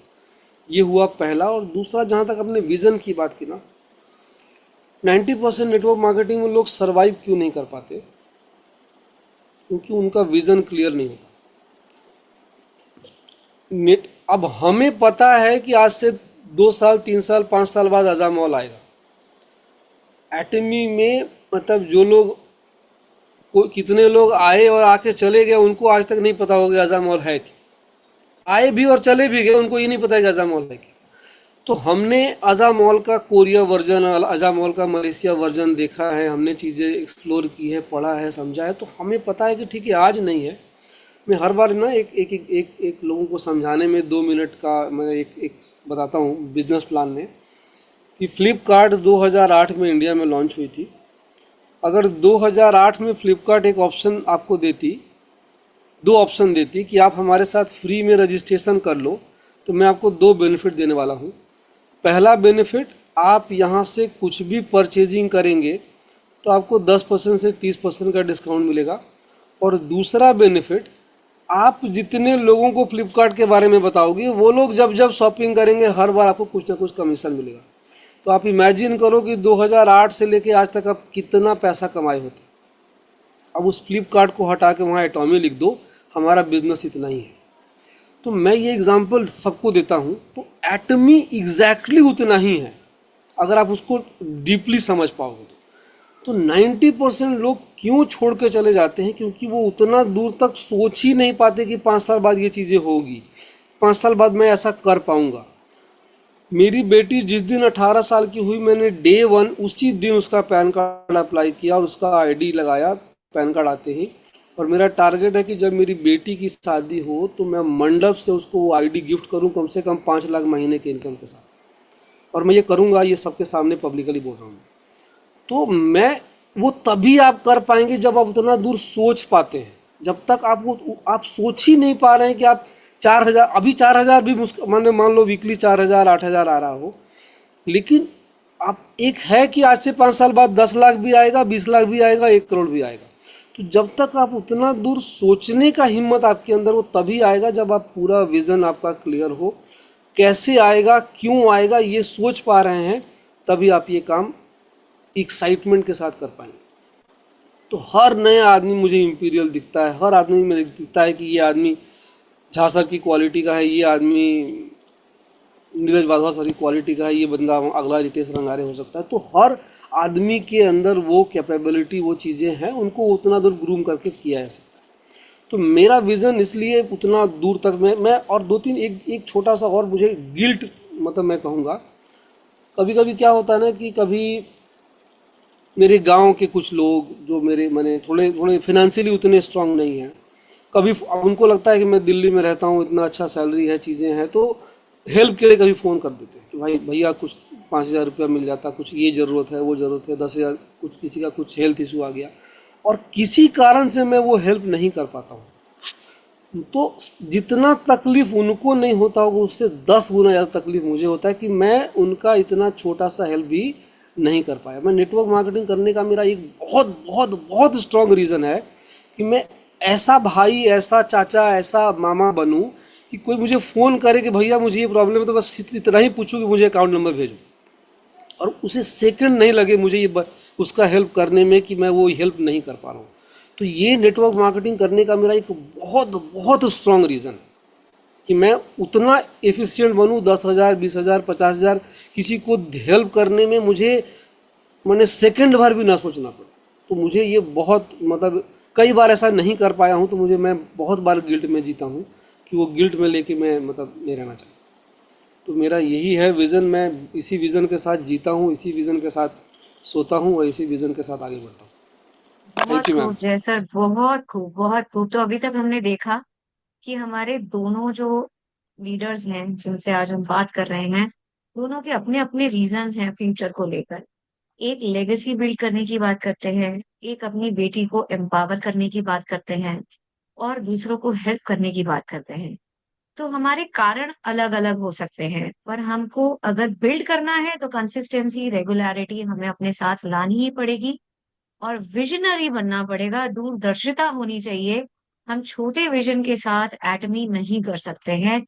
हमें विद पेशेंस ये सोचकर कि हाँ हम कर रहे हैं, आज नहीं है रिजल्ट, लेकिन पर आ रहा है, आ गया है, आएगा नहीं, आ रहा है, आ गया है, तभी हम इसमें टिक पाएंगे। नहीं तो जैसे जय सर ने बहुत बारी बोला कि बहुत लोग छोड़ देते हैं, उसका कारण यही है क्योंकि हम उतना दूर तक समझ नहीं पाते या सोच नहीं पाते, या कोई हमें बताने वाला भी नहीं होता। एट टाइम्स कारण कुछ भी बन जाते हैं। तो अब हम आते हैं लास्ट में झा जी के पास। और जैसा मैं बोल रही थी कि ये वो व्यक्ति हैं जिन्होंने डायरेक्ट सेलिंग को बाहर से सिर्फ देखा नहीं है, बल्कि इस इंडस्ट्री को प्रैक्टिकली जिया है। तो झा जी, आप डायरेक्ट सेलिंग इंडस्ट्री में कोई नए नहीं है, आप पहले भी ये काम कर चुके हैं। आपने लाइफ इंश्योरेंस और दूसरी डायरेक्ट सेलिंग कंपनीज के साथ भी काम किया। तो जब आपने एटमी को देखा, ऐसा क्या था जिसने आप जिससे आपको लगा कि इस मॉडल को सीरियसली बिल्ड किया जा सकता है, या ये मेरे लिए है, मेरे फायदे के लिए है, या मैं दूसरों के लिए करने आया हूँ? क्या वो चीज थी जिसने आपको अट्रैक्ट करा एटमी में? बहुत अच्छा मैम आपने बोला। देखिए एक्चुअली क्या था, मैं आपको थोड़ा सा इंसाइट बताऊं कि मैं इस इंडस्ट्री की जब बात होती है ना, तो एक शख्स का हमेशा थैंक यू बोलता हूं। क्योंकि मेरे को ना लाना ही टफ था। मेरे को लाना आसान नहीं होता है। क्यों? मतलब मैं हार्ड मूवर हूं, मूव नहीं करूंगा। और मूव अगर कर गया तो फिर मैं निकलता नहीं हूं। पिछली कंपनी में भी मैं ना फरवरी में कंपनी छोड़ा और पंकज जी को बोल दिया था कि पंकज जी 31 मार्च तक अगर ये कंपनी चल जाए, नीरज तिवारी जी भी बैठे हुए, तो आप मुझे बता देना। और मैं फरवरी में छोड़ दिया था उसको, और 11 फरवरी को कंपनी बंद हो गई। तो मैं थैंक्स करूंगा पंकज जी को। क्यों थैंक्स करूंगा? उन्होंने ना एक लाइन बहुत तगड़ा किया कि अगर मैं, कोविड का समय था, लॉकडाउन था, और मैं जब मेरी पुरानी कंपनी बंद हुई ना, तो आपको विश्वास नहीं होगा। जब मैं, आज भी मुझे वो सीन याद है। वो आपके रजौड़ी गार्डन के आगे है मोती नगर। मोती नगर में उसका ऑफिस हुआ करता था। और लास्ट मैं देखा कि अब ये कंपनी बिल्कुल नहीं चलेगी, क्योंकि उसकी मैनेजमेंट कुछ भी सुनने को तैयार नहीं थी। तो मैं मेट्रो में बैठा और मैंने बोल दिया कि अब मैं इस कंपनी को बाय बाय कर रहा हूँ। और मैं अपने घर आया, और मैं ना वॉशरूम में जाके शावर चला के खूब रोया। पता है इसलिए नहीं रोया कि मेरे पास पैसे का कोई चैलेंज है। मैं आपको बताऊं, जो मेरा लाइफस्टाइल है ना, मेरे पास जितना भी पैसा है वही मैं नहीं खर्च कर पाऊंगा। तो लेकिन मुझे, मैं रोया क्यों? क्योंकि वहां भी मैंने 1,000, मेरे डायरेक्ट थे 1,000। डायरेक्ट का मतलब था 1,000 लोगों को मैंने अपने हाथ से ज्वाइन कराया था, और उनके आंख में आंख डाल के मैंने बोला था कि तुम्हारा जीवन पक्का सफल रहेगा। और वो कंपनी बंद हो गई। मेरे पास उन 1,000 लोगों को बताने के लिए कोई आंसर नहीं था। तो ये मुझे बहुत पिंच किया। तो मैंने कसम खा लिया कि नहीं यार, अब मैं अपने कोचिंग पे फोकस करूंगा। ये काम जो है ना, ये काम वाहियात काम है, और लोगों को ना इसमें बेवकूफ बनाया जाता है। तो मैं छोड़ दिया। मैं थैंक्स पंकज जी को करता हूं कि उन्होंने ना ये लाइन बोला कि झाजी आप तो नहीं करोगे, लेकिन मेरे लिए देखो ये कंपनी अच्छी है क्या। आप विश्वास नहीं करेंगे, मैं 22 दिन स्टडी करता रहा एटमी पे।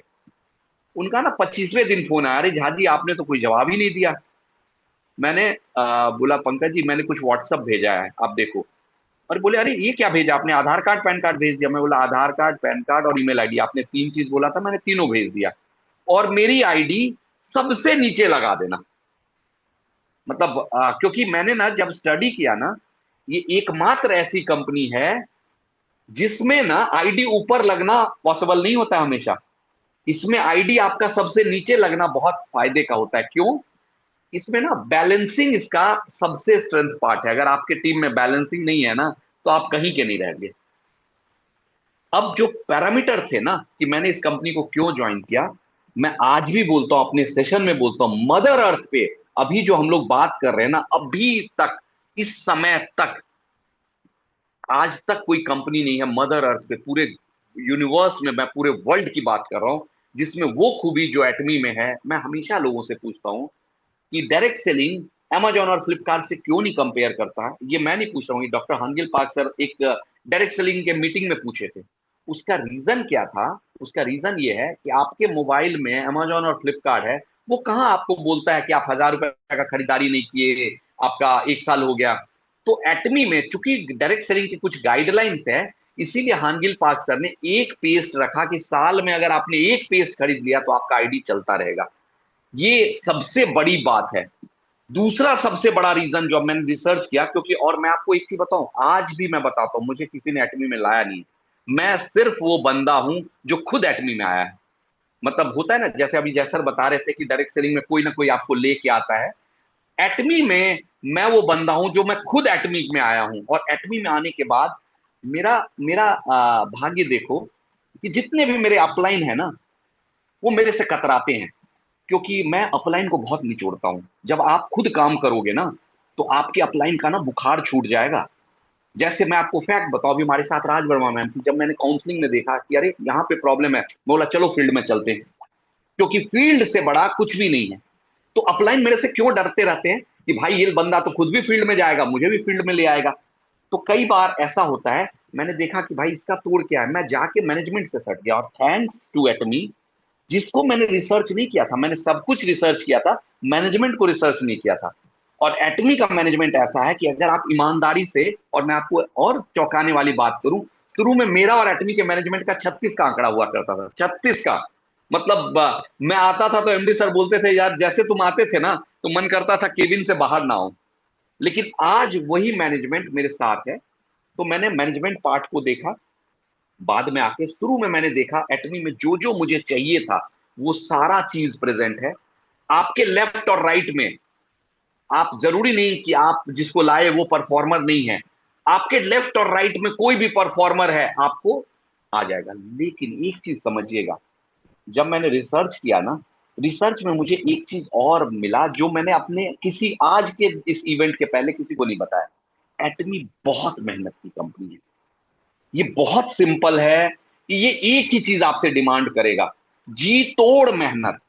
अगर आप नहीं कर सकते हैं तो आप इसको इसको छोड़ दीजिए। मतलब ये ना आपका टाइम पास करने वाला नहीं है, आपको जी तोड़ मेहनत करना पड़ेगा।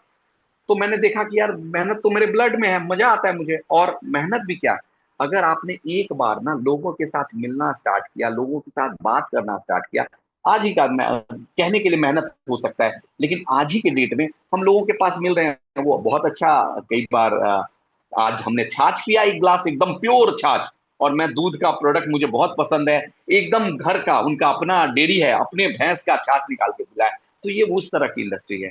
तो मैंने जब सारे पैरामीटर्स देखे ना, अब क्या क्या बताऊं, कोई भी कंपनी में जितने भी हमारे अभी 45 लोग हैं, 41 लोग बैठे हुए हैं, इनको बोलता हूं रिसर्च करके देखो, कोई एक ऐसी कंपनी जिसमें आज जो ज्वाइन हुआ, जो डायमंड मास्टर है या इंपीरियल मास्टर है, सबको सेम प्रोडक्ट, सेम प्राइस पे प्रोडक्ट मिलता है। आप एक चीज समझो कि पहला नेटवर्क आपका प्रोडक्ट बनाएगा और डायरेक्ट सेलिंग में प्रोडक्ट आपको महंगा मिल रहा है, तो आप कैसे बेच पाओगे? तो यानी तो आप सोचो ना कितना विरोधाभास है एक दूसरे के साथ। लेकिन एटमी क्या की, एटमी आपको नेटवर्क के हिसाब से कमीशन देगी। चाहे मैं डायमंड हूं, जयसर सेल्स मास्टर है, नीरज सर सेल्स मास्टर है, या आज आप स्पेशल एजेंट है, 755 रुपया 20 पैसा फेस वॉश आपको भी पड़ेगा, नीरज सर को भी पड़ेगा, जयसर को भी पड़ेगा, मुझे भी पड़ेगा। तो ये एक पॉइंट था कि नेटवर्क, कोई भी ना जो मेहनत करेगा उसका नेटवर्क बिल्ड हो जाएगा, और नेटवर्क बिल्ड होने के बाद उसका काम अच्छा हो जाएगा। अब मैं आपको एक और चीज बताता हूं। एटमी में ना, अगर आप ये सोच रहे हो ना कि एक टीम से आपका काम हो जाएगा, ये इसका सबसे बड़ा अभिशाप है।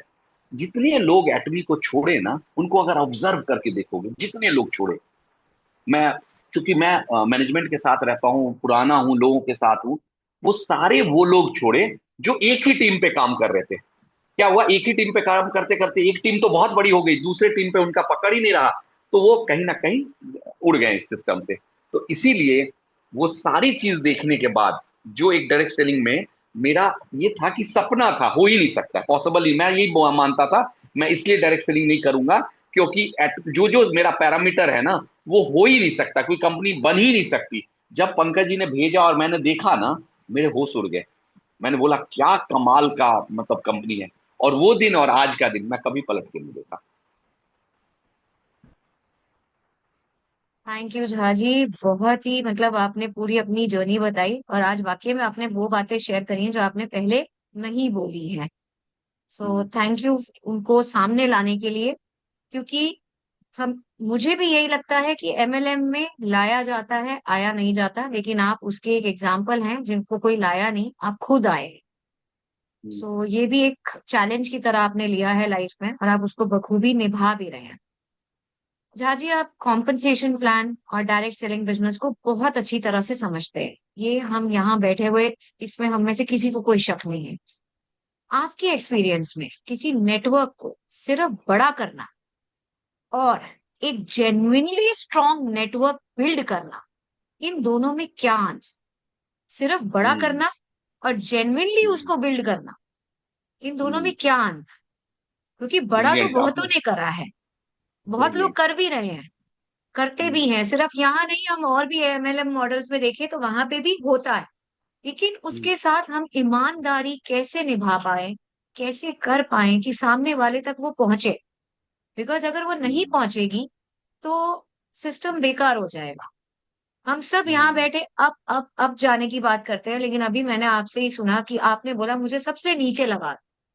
हम्म, हम्म, हम सब आपकी बात करते हैं, लेकिन आपने नीचे लगने की बात कर। तो कुछ हम्म। तो आपने वो देखा होगा, और उसको आपने कैसे आगे भी बिल्ड करने में आपके लिए वो कैसे आपका बहुत, मदद करा, ये क्या आपका हुआ? वैलिड वैलिड क्वेश्चन है मैम। मैं आपको बताऊं, जब एटमी इंडिया लॉन्च हुई थी, तो चूंकि मैं मैनेजमेंट में एमडी सर के साथ बैठता हूं, तो आपको ये जान के हैरानी होगी कि 99% जो आईडी लगी थी ना, उसमें एक भी परचेज नहीं हुआ। 99%।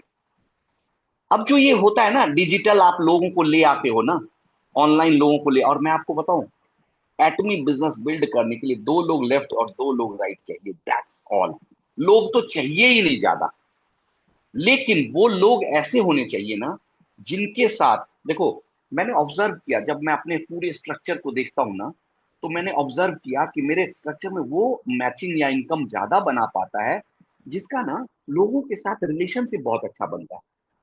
और आपको मैं बताऊं, इस इंडस्ट्री में जब आप रिलेशनशिप बनाने के लिए जाओगे ना, बहुत चैलेंज आएगा। बहुत चैलेंज, मतलब आप सोचो, हम लोग बात करते हैं ना, वाइफ हस्बैंड दो लोगों में नहीं निपटा रहता है। दो लोगों में, अब टीम साइज 2,000 हो, 20,000 हो, 50,000 हो, उसमें ना निभने के लिए क्या करना होगा आपको समझो। इस बिजनेस में बिल्ड करने के लिए आपको ना बच्चा बनना होगा।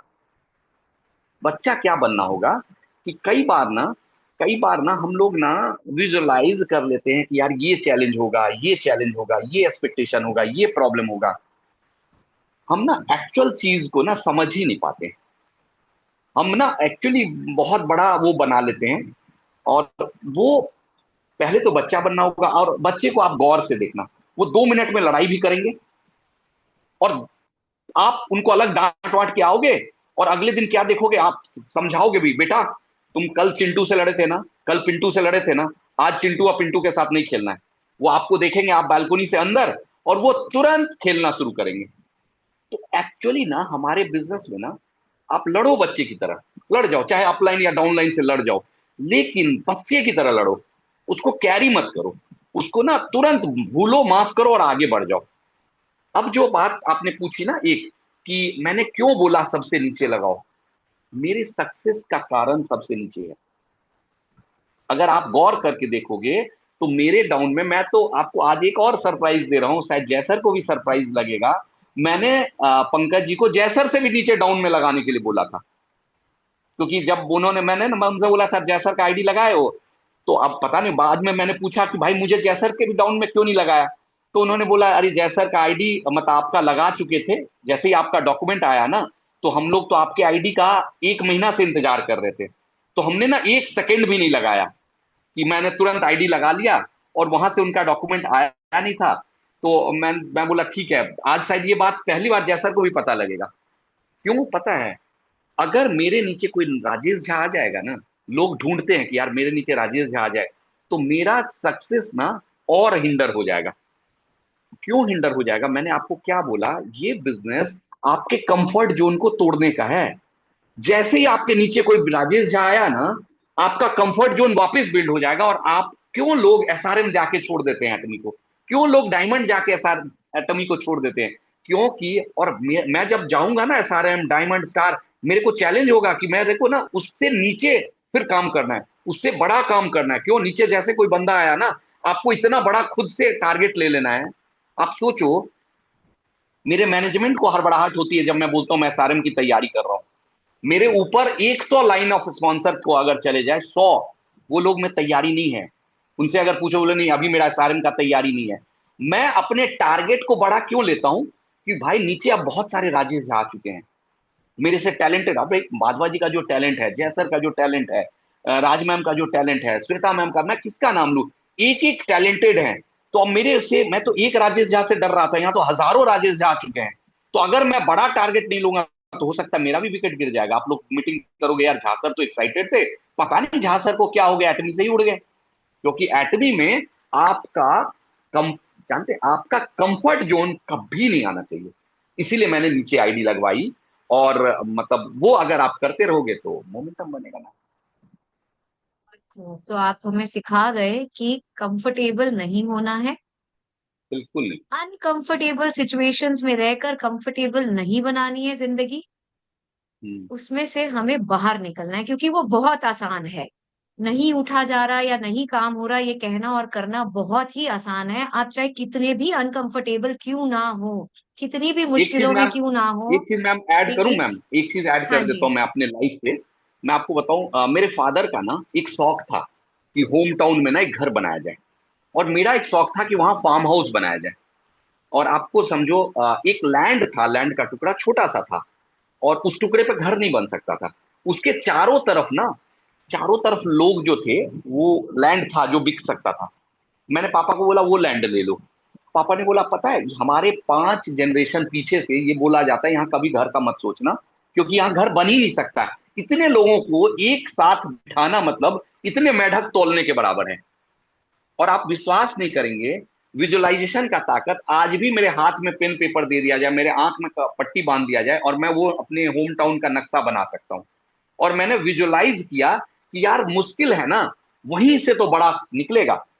क्या लगता है, डायमंड का जो टेट्राहेड्रल स्ट्रक्चर है, कार्बन 4000 डिग्री सेल्सियस पे जब जाता है, और वो भी टेट्राहेड्रल तीनों तरफ से, तब वो डायमंड बनता है। तो जो वो प्रेशर नहीं झेलेगा वो कहाँ इंपीरियल बन पाएगा।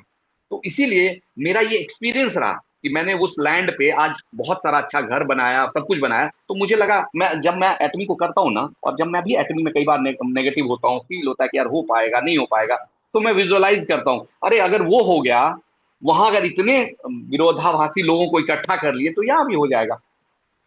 Ma'am please.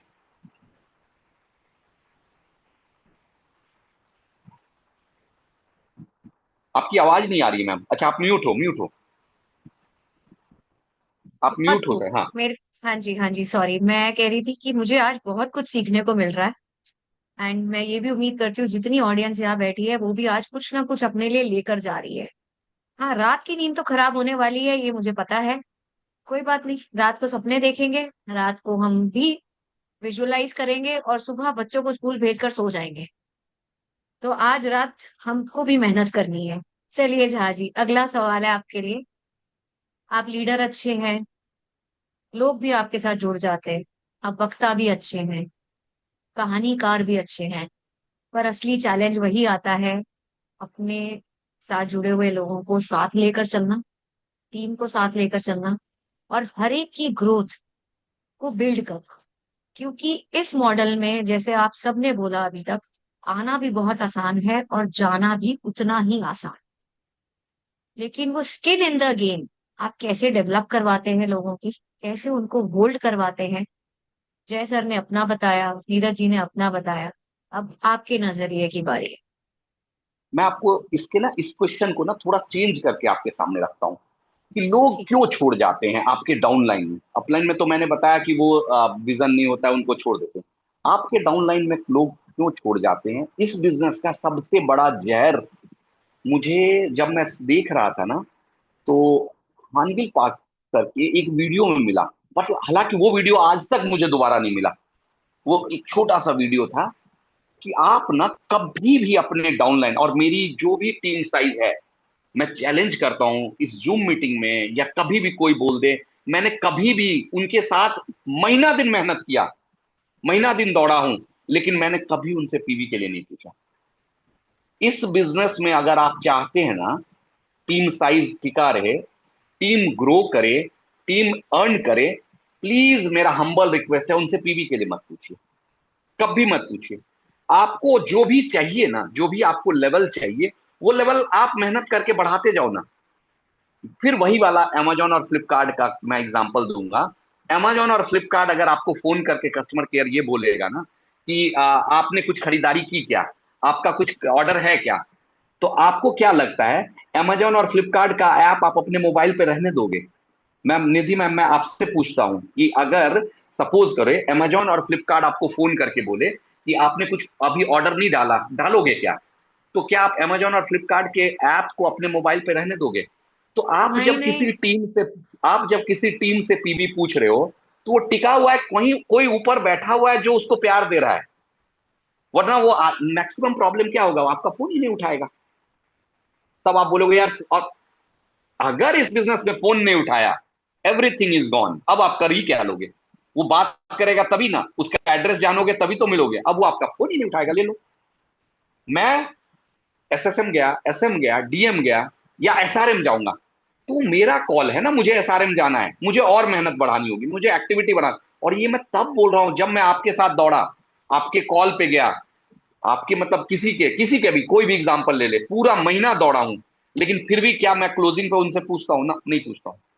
मुझे क्या करना है ना, पुल क्रिएट करना है। मुझे मेरे मेहनत को जब वो देखता है ना टीम वाला बंदा, तो जानते हैं जब हम पूछ लेते हैं ना, तो उसका फ्रस्ट्रेशन निकल जाता है, वो फोन नहीं उठाता है, वो झिंझला जाता है। और जब हम नहीं पूछते हैं ना, तो उसका फ्रस्ट्रेशन अंदर रहता है, और वो आग का उबाल देता है, और वो तब करके वो दिखाएगा जो आप सोचोगे नहीं। और एक चीज और मैं बताऊं, ये मैंने डॉक्टर ब्रेच से सीखा। डॉक्टर ब्रेच अंकल जो सिंगल क्राउन है एमबे में, संजोग से मैं उनके साथ ऐसे बैठने का मौका मिलता है मुझे। उन्होंने एक चीज बोला था, उन्होंने हमेशा बोला था कि जानते हो, तुम ना अपने टीम को अनकंडीशनल प्यार करो, अनकंडीशनल, उसमें कोई कंडीशन मत डालो। और टीम को ना कभी भी तुम्हें अगर टीम से पीवी, बिजनेस, मैचिंग, इनकम ये पूछना पड़ रहा है ना, तो दैट मीन्स आप काम में मक्कारी कर रहे हो, आप काम कर ही नहीं रहे हो। मुझे थोड़ा ना राज मैम का, या मुझे मनोज जी का, जय सर का, नीरज वाधवा सर का, या इंटायर मेरे टीम का, आपका किसी का पीवी मुझे पूछने की जरूरत नहीं, मुझे पता है। पूछने की तब जरूरत हो ना जब मैं फील्ड में ना रहूं, मैं समझू ना। मैं जब जिसके साथ नहीं भी फील्ड में हूं ना, उसके साथ इमोशनल फील्ड में हूं, वो फोन पे आके बताता है सर ये हुआ ये हुआ, और एक्सपीरियंस से अंदाजा लगा लेता हूं यहाँ ये हुआ। पहला चीज ये। दूसरा, जब भी आप कभी प्लान को ये प्रेडिक्ट करो ना, यार मैंने ना प्लान में क्या ठीक से नहीं दिखाया, तो आप प्लान कम दिखा रहे हो। आपको ये सोचने की जरूरत ही नहीं है कि क्या ठीक से नहीं दिखाया, दिखा दिया, दैट्स ऑल, आगे बढ़ जाओ। ये है ना। मतलब काम करो और भूल जाओ, क्योंकि भूल आपने जाओ। अपनी जिम्मेदारी निभा दी है। हम्म। और जब मैं साइकोलॉजी की स्टूडेंट हूँ तो हमें बहुत ही सिखाया जाता है, और उसमें कार्ल रॉजर्स करके एक साइकोलॉजिस्ट रहे हैं यूरोप हम्म। साइड से। उन्होंने जब अपनी रिसर्च करी तो उन्होंने इस चीज पे बहुत फोकस किया, फुल्ली फंक्शनल पर्सन। और फुल्ली फंक्शनल पर्सन वही होता है जिसको अनकंडीशनल लव हो, जिसको अनकंडीशनल एक्सेप्टेंस मिलती है। देना बहुत मुश्किल है, त्रुटियां ढूंढना बहुत आसान है, क्योंकि फिर मैं इस सेशन में भी यही बोलूंगी, हाँ सबके पास अपने बैगेजेस हैं, हम सबके पास अपने चश्मे हैं। इस चश्मे के बाद भी एक चश्मा है जिससे हम दुनिया को देखते हैं, समझते हैं, ओपिनियंस बनाते हैं, जज करते हैं। तो हमें इन सब के ऊपर उठना है, इन सब से आगे जाना है। आसान बिल्कुल नहीं है, अपने पर काम करने की जरूरत है। अपने पे काम करने का दम है तो इस इंडस्ट्री में टिकिए, नहीं है तो इन तीनों की भाषा में मैं भी बोलूंगी टाटा बाय बाय कर दीजिए। मैं क्योंकि यही निचोड़ ले पा रही हूँ। जहाँ जी लास्ट क्वेश्चन, और इसके बाद हम रैपिड फायर की तरफ जाएंगे क्योंकि समय काफी हम ले चुके हैं सबका। ठीक है, सेशन हमारा मुझे भी पता है कि हैवी है आज। आपका क्या विजन एटमी को लेकर, आपकी लाइफ को लेकर, फ्यूचर विजन में आप कहाँ खुद को, एटमी को कैसे प्लेस करते हैं, क्या देखते हैं, क्या बताना मैं चाहते हैं? मैं आपको एक चीज बताता हूँ। देखिए, मैं ना एक बार ना एक गुरु से किसी ने पूछा कि यार ये नाव है, ये नाव दूसरे साइड जा सकता है क्या नदी के? बोला हाँ बिल्कुल जा सकता है। तो बोले, तो लेकिन बोले अच्छा एक चीज बताओ, अगर मान लो किसी को चप्पू चलाने का मतलब पर्पस ही ना हो, कारण मतलब मन ही ना करे, तो क्या जाएगा? बोले नहीं, नहीं जाएगा।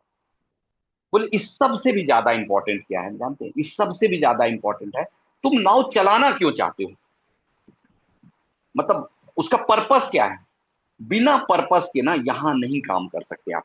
जो मेहनत होता है ना, मैं आपको फैक्ट बताऊं, एक बार ना मेरे टीम से कुछ लोग थे, मतलब उस दिन ना पूरा मेरा हैट्रिक शेड्यूल था, और मेरे से चला नहीं जा रहा था, मैं लड़खड़ा के चल रहा था।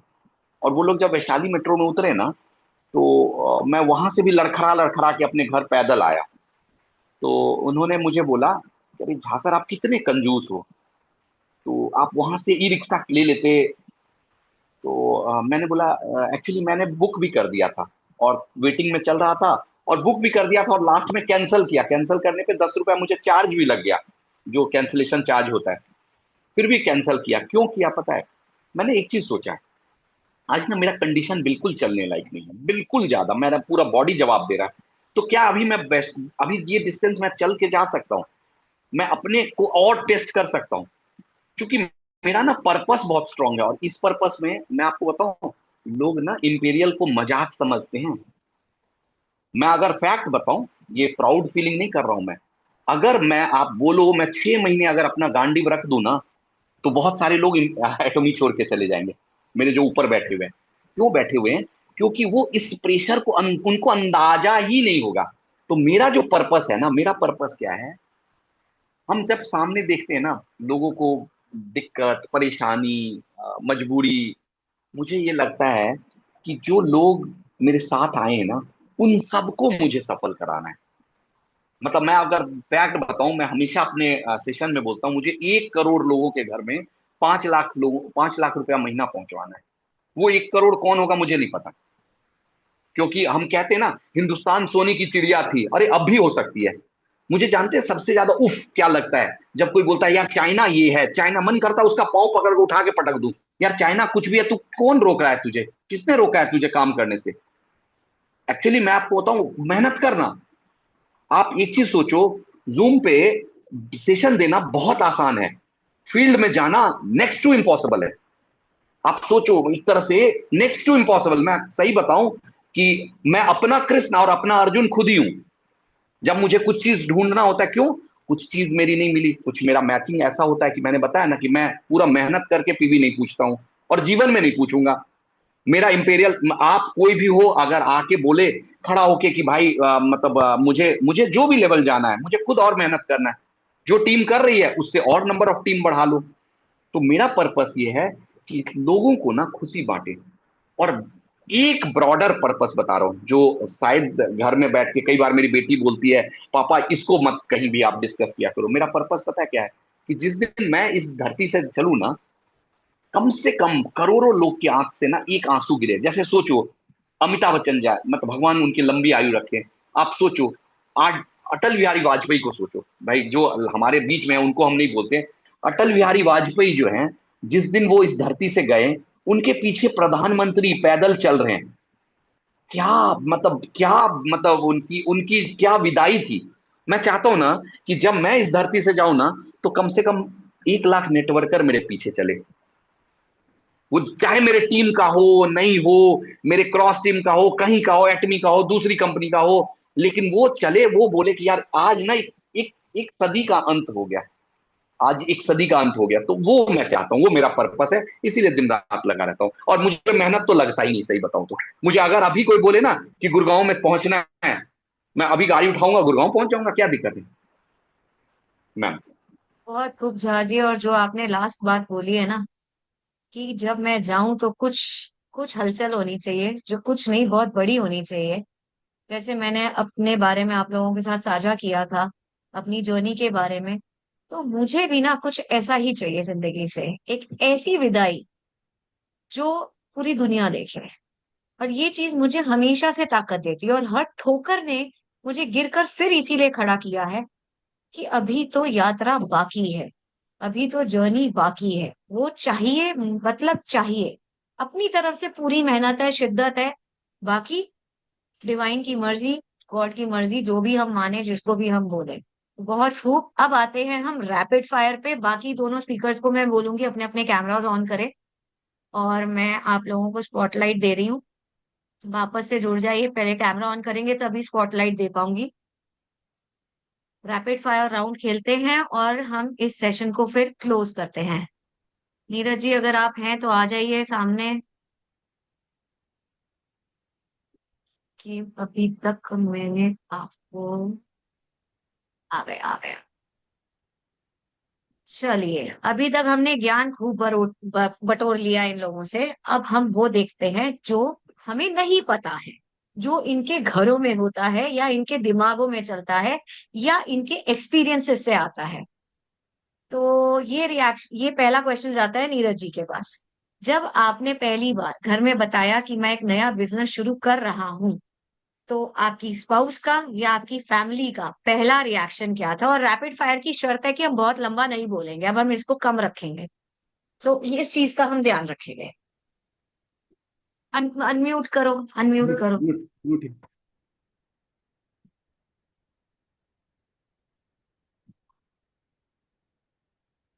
अच्छा, ओहो, हाँ, 1 मिनट, नीरज सर को, हाँ। आ गया आ जय गया। सर को भी अनम्यूट कर दीजिए, उनको भी राइट कोई दीजिए। ना पॉजिटिव ना नेगेटिव, कोई रिएक्शन था ही नहीं।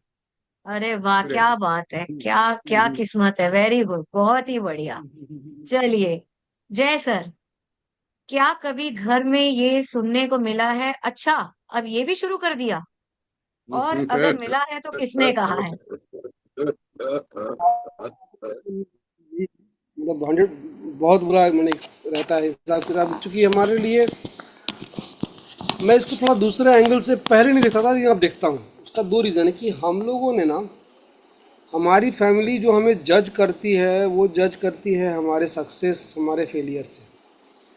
तो हम उन्हीं का टाइम लेके मार्केट में लोगों के साथ स्पेंड करते हैं, टाइम बाहर जाते हैं, और अभी तक जो भी दिखा है, अभी तक जो भी हमने उनको दिखाया है, वो माने मोर और लेस फेलियर ही रहा है। जितना कमाया ने उससे ज़्यादा डुबाया है।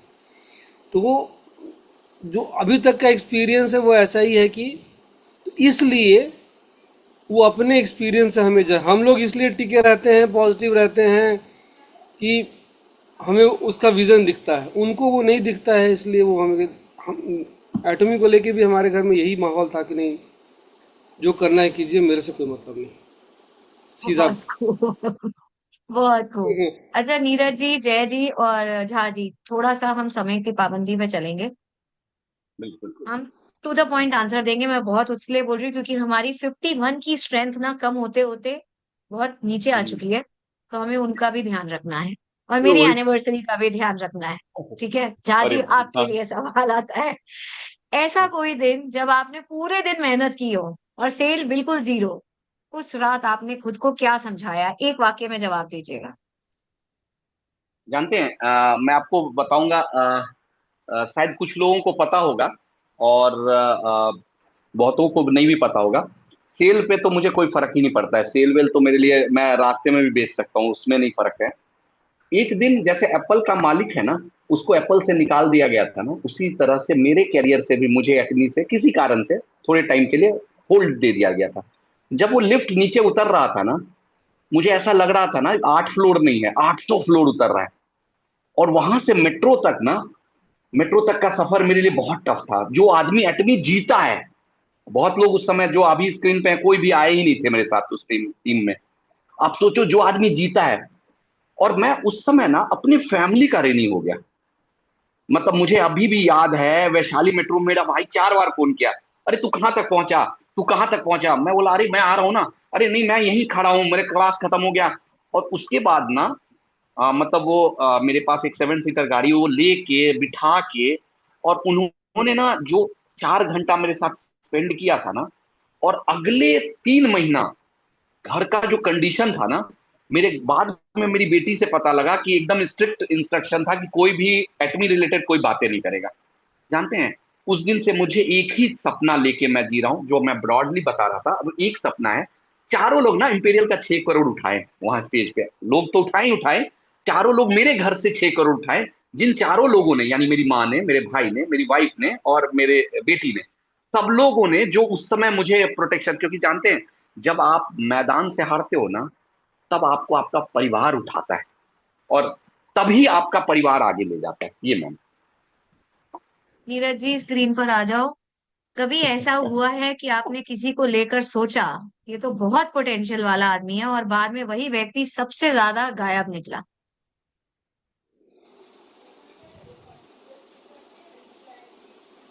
हुआ है?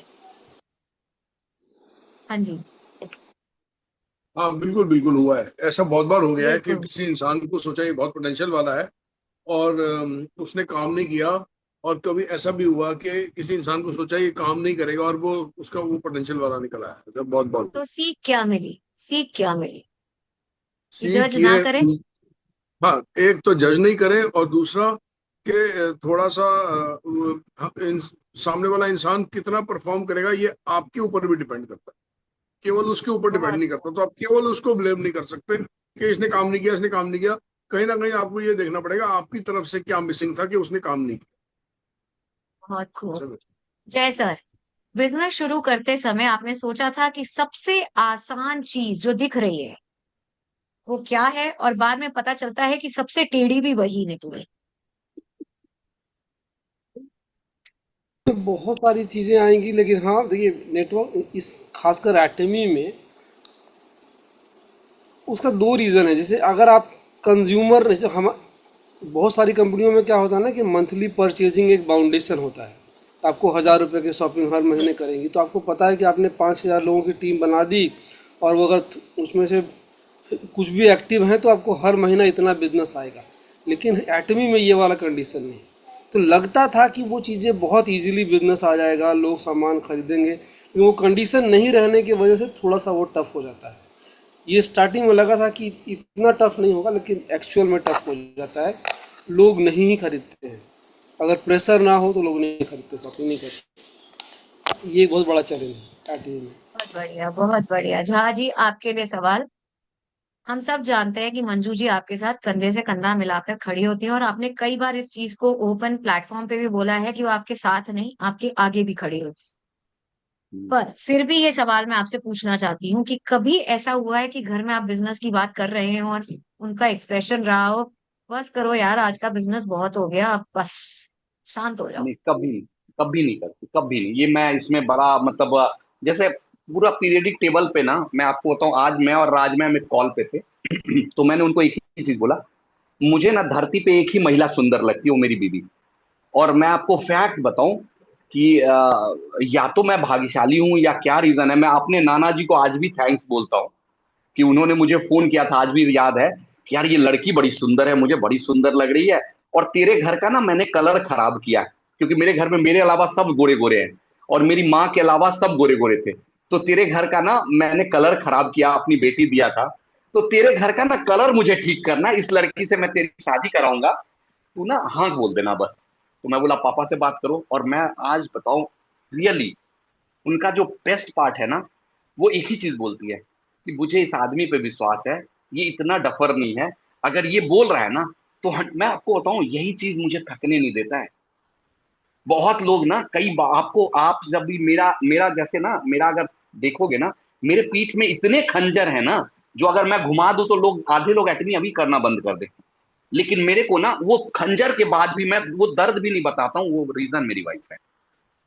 बहुत बढ़िया मंजू जी, और आप ऐसे ही आपस में बने रहें और जिंदगी की गाड़ी आगे बढ़ती रहे। पर्सनालिटी चेक करेंगे, आपको एक शब्द में जवाब देना, और सच्ची में एक ही शब्द में जवाब देना है। आप सबने इस जर्नी को अपने अपने हिसाब से तय किया है। आपकी पर्सनालिटी में आपके हिसाब से, आपके परिवार वालों के हिसाब से नहीं, आपके हिसाब से सबसे बड़ा बदलाव क्या आया है, एक एक शब्द में बताइए। मेरा गुस्से में कंट्रोल। गुस्से पे कंट्रोल, तो एंगर मैनेजमेंट हो गया उनका। नीरज सर, जय जी, क्या है वो बदलाव? मेरे लिए फास्टर और क्विकर एक्शन टेकिंग। वाओ, बहुत खूब। जय सर। मेरे लिए वो सोचने का पैटर्न चेंज हुआ। मैंने मनी मैनेजमेंट थोड़ा समझ में आया। इससे पहले तक मैंने कभी कुछ इस तरह तब सोचा ही नहीं था। जो चल रहा सब सही है, कल क्या होगा इसके बारे में उतना ज़्यादा कॉन्शियस नहीं। तो इस इंडस्ट्री ने हमें ये समझा दिया कि मनी, ये चीज़ों की नॉलेज आपको बहुत बहुत आगे लेके जाती है। अब मैं बहुत सारी चीज़ों पे आप डिस्कस कर पाते हैं। बहुत बढ़िया। अब लास्ट सवाल है मेरा, अगर आपको एटमी जर्नी को अपने हिसाब से एक बॉलीवुड मूवी का टाइटल देना है अपने लिए, तो वो क्या होगी? और आप अगर उसमें हीरो हैं, साइड कैरेक्टर है, या अभी इंटरवल चल रहा है, आप उसको कैसे रैंक करना चाहे? पहले तो टाइटल बताइए, और दूसरा ये कि आप हीरो हैं, साइड कैरेक्टर में चल रहे हैं, विलन हैं, या इंटरवल में चल रहे हैं, अभी क्या रहे? कौन बोले थोड़ा पहले? सा मूवी, अभी बोलिए, अभी बोलिए। मैं बोलिए जरा ये सर। हम साथ साथ हैं, मूवी हम साथ साथ वाह, हैं, और मैं लीडिंग रोल पे विश्वास करता हूं। मैं मतलब मैं इस पे कतई नहीं विश्वास करता हूं कि कोई मेरे टीम में आ जाए, तो कोई मैं ही हो सकता हूं। और मेरे को एक चीज चूंकि मैंने बताया ना कि सिंगल मैं वो बंदा हूं जिसको कोई किसी के बस का नहीं था मुझे एटॉमी में लाना। अभी नीरज तिवारी जी हैं मेरे साथ, पूछिएगा, ये लोग कम कोशिश नहीं किए थे। और मतलब पंकज जी ने कम से कम 1 साल अपने रातें खराब की है मुझे लाने के लिए। तो मतलब इसीलिए मैं एक्शन में हमेशा रहता हूँ, हमेशा जब तक जिंदा रहूंगा। मुझे तो पता है ये काम क्या लगता है। लोग कई बार बोलते हैं ना कि यार ये काम बैठ के, मैं तो कभी बैठने वाला नहीं हूं। मैं तो अमिताभ बच्चन जी को देखता हूँ 80+ एक्टिंग में हीरो, तो बस मजेदार, क्योंकि मजा आता है बहुत मुझे। खूब, बहुत खूब, बहुत बढ़िया। नीरज जी, जय जी, कौन जा रहा है नेक्स्ट अपनी बॉलीवुड मेरा कहानी तो बताने के लिए? मेरी तो मेरा तो टाइटल नहीं है, मेरा तो गाना है, और मैं प्ले भी बहुत करता था जब मैं सेशन लेता था। गाना है, जो जीवन से हार मान ले उसकी हो गई छुट्टी, नाक ओहो। चढ़ाकर कहे जिंदगी तेरी मेरी हो गई कुट्टी। दिल्ली कुट्टी। अरे वाह, वाह, वाह। बहुत बढ़िया, बहुत बढ़िया, बहुत बढ़िया। एक गाना, जय सर। मैं भी एक गाना से बहुत मतलब मैं सोचा था कभी मैं स्टेज पे मैं ये गाना निश्चित रूप से गाऊंगा, कभी थोड़ा सा बड़ा लेवल मुझे मिले तो उसकी क्या होता है ना, एक गाना है मूवी का, मोहब्बत जिन्हें हो गई हो किसी से, मोहब्बत का अंजाम कब सोचते हैं, ये ऐसा सुहाना सफ़र है कि जिसमें हजारों है नाकाम कब सोचते हैं। ये गाना में हमेशा कि कौन किसको क्या सक्सेस मिला नहीं मिला, मुझे सक्सेस मिलेगा मैं कभी। और नेटवर्क मार्केटिंग में दूसरों को सही साबित गलत साबित करने के लिए नहीं सोच करता हूँ, अपने आप को सही साबित करने के लिए करता हूँ कि मैंने एक डिसीजन लिया है और वो डिसीजन मैं सही साबित करके दिखाऊंगा। ये मेरा अपना अपने आप से प्रॉमिस है। मैं इसमें दुनिया के किसी आदमी को इन्वॉल्व नहीं करना चाहता। बहुत खूब, बहुत खूब। तो इसी के साथ हमारा आज का संगम मैम, समाप्त मैम होता है। थोड़ा सा हाँ एक जी। सेकंड का समय ना, हाँ जी। 1 सेकंड का मैं हाँ। समय देना चाहूंगा। एक बैकग्राउंड में है, जिनको मैं बुलाना चाहूंगा, वो है राकेश जी, हमारे क्रॉस टीम में है। और इनका मैं जानते हैं इन्होंने क्या किया, इन्होंने ना मेरे पूंछ में आग लगाया। तो मैं चाहूंगा आज का ना 1 सेकंड इनको भी या कुछ सेकंड दिया जाए। पूंछ में क्या हाँ आग जी। हाँ लगाया, जी। 3 शंखनाद जो आज आप देख रहे हैं ना, 3 शंखनाद का उकसाने का नाम तो मैंने रखा था, क्योंकि इन्होंने बोला एक टीम का नाम सोचो। और मेरे को तब मैं एजेंट, स्पेशल एजेंट था, एसएम भी नहीं हुआ था, एसएसएम भी नहीं हुआ था। तो बोला एक टीम का नाम सोचो। और मैं सोचा यार क्या सोचूं, पूरा दिन मैंने सोचा, कुछ समझ नहीं आया। अगले दिन इनका सुबह फिर फोन बज रहा था, मैंने इनका फोन नहीं उठाया। तब तक ना मेरे घर में भाई पूजा कर रहा था और शंख बजा रहा था। मैं बोला यार टीम शंखनाद, क्योंकि ये पूछेंगे कि नाम बताओ। फोन उठाया, मैं बोला हाँ नाम रख दिया टीम का, क्या रखा, टीम शंखनाद। तो मैं चाहूंगा उनको भी कुछ सेकंड दिया जाए कि मतलब जब इतना लेट हुआ है तो राकेश जी प्लीज अनम्यूट करें। और आज के सेशन में, आज जो निधि मैम को मैं देख रहा हूं ना, मैं रियली बताऊं, मैं रियली बता रहा हूं कि सभी लोगों के सामने, नीरज सर के सामने, जय सर के सामने, राज मैम के सामने, बसंत सर के सामने, आपके सामने, मेरा कोई टैलेंट नहीं है। मैं रियली बताऊं आप सबके सामने ना, आप सबको मैं टैलेंटेड दिख रहा हूं, मेरा कोई टैलेंट नहीं है आप सबके सामने। मैं गॉड को थैंक्स बोलता हूं, ब्लेस्ड मानता हूं, आप सबकी वजह से मेरी पहचान है। तो मैं चाहूंगा राकेश जी प्लीज अनम्यूट करें। आज के इस सेशन के बारे में आपका क्या राय है, थोड़ा राय दें, क्योंकि हमारी जो होस्ट है उनका आज एनिवर्सरी है, और एनिवर्सरी के दिन वो इस तरह का डेडिकेशन दिखा रहे हैं। मतलब ये सेल्स में मास्टर अब डेट में डलना बाकी है, बन तो ये अभी ऑलरेडी गई मेरे नजर में। प्लीज राकेश जी अगर सुन रहे हैं तो प्लीज अनम्यूट करें। बिल्कुल बिल्कुल सुन रहा हूँ। बिल्कुल समय ज्यादा लूंगा नहीं। सबसे पहले तो many many happy returns of the day Nidhi ji. Thank you, thank और you Rakesh ji, thank you. और ये केक वगैरह कटना तो चाहिए था, राजेश जी कुछ प्रिपरेशन कर ही लेते जब इतनी 11 बजा ही दिया हम लोगों ने। राइट, तो वो सब चलो ठीक है। बट एंजॉय कीजिए निधि जी, और बहुत ही शानदार तरीके से आपने एक नया प्रारूप स्टार्ट किया। देख के बड़ा अच्छा लग रहा है कि आपने एक रैपिड फायर काइंड ऑफ एक इंट्रोड्यूस किया है जो कि काफी नया रहा और इंटरेस्टिंग है। इस तरीके के जब आप सेशन लेते हैं और इस तरीके के क्वेश्चन होते हैं तो काफी इंटरेस्ट डेवलप होता है। और आज का सेशन राजेश जी मैं बताऊं बहुत ही शानदार सेशन रहा, राइट। और उसमें बहुत हद तक श्रेय जाता है निधि जी का कि जिस तरीके से ये पूरे के पूरे जो सेशन को एक तरीके से ऑर्गेनाइज करती हैं और जिस तरीके से सवाल रखती हैं और आगे बढ़ाती हैं, तो काफी इंटरेस्टिंग रहा सबका और एक्सपीरियंस। और बाकी जितना देखो आप लोग की एक्सपीरियंस पता है, आप लोगों ने कितना अच्छा काम किया है। जय जी का एक्सपीरियंस मालूम है, वाधवा जी का एक्सपीरियंस पता है, उन लोगों के तो हम लोग एडमायर स्टार्टिंग से ही हम लोग करते आ रहे हैं। लेकिन जो भी है, बहुत बेस्ट, बहुत ही शानदार, और इस तरीके के सेशन को करते रहिए। और मेरे ख्याल से आज का session one of the best session था शंखनाद का। Right, so thank you so much, thank thank you, you. Thank you, thank thank you you. Sir, thank you. और जो और भी सर मुझे इसी तरह पूछ एनिवर्सरी में आग विशेस लगाते भेज रहे। रहे हैं उनको भी वो थैंक लोग यू। पूछ, नहीं निधि मैम बोल रहा हूँ, इसी तरह पूछ में आग लगाते रहे सब लोग। नहीं, ये वाला स्टेटमेंट में ऐसे ऐसे पब्लिकली मत दिया कीजिए, वो ठीक है। लेकिन इसमें फिर कई सारी बातें हो जाती हैं, ठीक है ना। चलिए, कोई बात नहीं, अरे एंजॉय कीजिए, बहुत ही बढ़िया, शानदार, thank you. Thank you Rakesh ji, thank you so much, thank you. Thank you. So अब झा जी, आज के सेशन में हम थोड़ा डिफरेंट करते हैं। हर बारी आप लोगों से पूछते हैं, टेस्टिमोनियल्स मांगते हैं, राइट? आज लोग खुद से देंगे, क्योंकि ये प्रोएक्टिवनेस खुद आनी चाहिए। ये हम बार बार नहीं कर सकते, और आपको यस मैं हर बारी करते हुए देखती हूँ। यस यस यस तो यस। जो भी कुछ शेयर करना चाहते हैं, अपने हैंड रेज करिए, सबको मौका मिलेगा।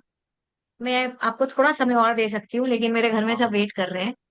और अगर जो नहीं नहीं मतलब बोल पा रहे हैं, जो नहीं कन्वे कर पा रहे हैं, वो ग्रुप चैट पे जरूर लिखिए कि आज के सेशन से आप क्या लेकर जा रहे हैं, क्या सीख कर जा रहे हैं, क्या लेकर जा रहे हैं। क्योंकि आज का सेशन हम सबके लिए बहुत जरूरी था। हम सबने देखा कि बैकग्राउंड अलग है, प्रोफेशन अलग है, टाइम अलग है, एक्सपीरियंस अलग है, लेकिन लर्निंग, कंसिस्टेंसी, लोग और विजन जब एक साथ आते हैं तो कम्युनिटी बसंत सर ने बनती हाथ है, उठाया। नेटवर्क बनता है। नीरज सर, हाँ बसंत सर, आपकी बारी। बसंत सर ने आपने हाथ, हैंड रेस बसंत सर ने किया। हाथ उठाया। बसंत सर ने भी हाथ उठाया, हाँ। ठीक है, ठीक है। अनम्यूट कर लें आप, अनम्यूट कर सकते हैं आप। अब सबका मैंने अनम्यूट ऑप्शन हाँ, होल्ड हटा दिया। Thank you so much Nidhi ma'am, एक तो आपको happy anniversary, marriage anniversary. Thank you. And और आपने इतने अच्छे से सारा संभाला है ना, कैसे आप संभाल लेती हैं, मुझे तो ताजुब हो रहा है। इतना बढ़िया आप कैसे बोल लेती हैं। रियली थैंक मजा यू। आया। दूसरा, जो आपके प्रश्न थे उसका उत्तर जिन लोगों ने जिस तरह से दिया है ना, मतलब ये इतनी सीरियस और इतनी सीनियर टीम लग रही है कि हम लोग ऑल ओवर इंडिया तो ठीक है, ऑल ओवर वर्ल्ड भी, ये जो अभी हुआ है ना, ये एक रिहर्सल है। अभी आने वाले समय में आप देखिएगा, एटोमी के प्लेटफॉर्म पे यही चीज होने वाला है के साथ। उसी एटोमी के को प्लेटफॉर्म पे भी डुप्लीकेशन इस तरह का कहेंगे ना, होता है ना। उसी को हाँ डुप्लीकेशन हाँ, कहेंगे, हाँ। यही चीज होने वाला है, और वो कंपनी करा रही होगी, और हम लोग वर्ल्ड लेवल पे ये देख रहे होंगे इन लोगों के जवाब। आप समझ रहे हो? तो ये एक अच्छी शुरुआत है। थैंक यू सो मच ये इनिशिएटिव लेने के लिए आप तीनों जनों को, मतलब झा जी, नीरज वाधवा जी और जय को भी मैं कह रहा हूँ, प्लस मैडम आपका जो जो रहा है ओवरऑल, हेड्स ऑफ ऑल, मतलब ये कह रहा हूँ मैं आप लोगों के लिए।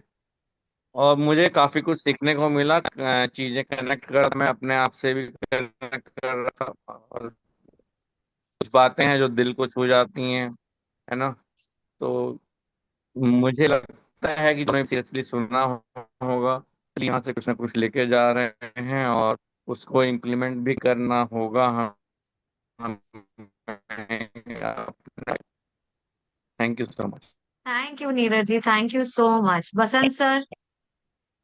नमस्कार नमस्कार नमस्कार। नमस्कार सबसे सर। पहले सबसे पहले तो बहुत बहुत शादी की सालगिरह की शुभकामनाएं आपको और आपके मिस्टर को, थैंक यू। दोनों को बहुत बहुत शुभकामनाएं।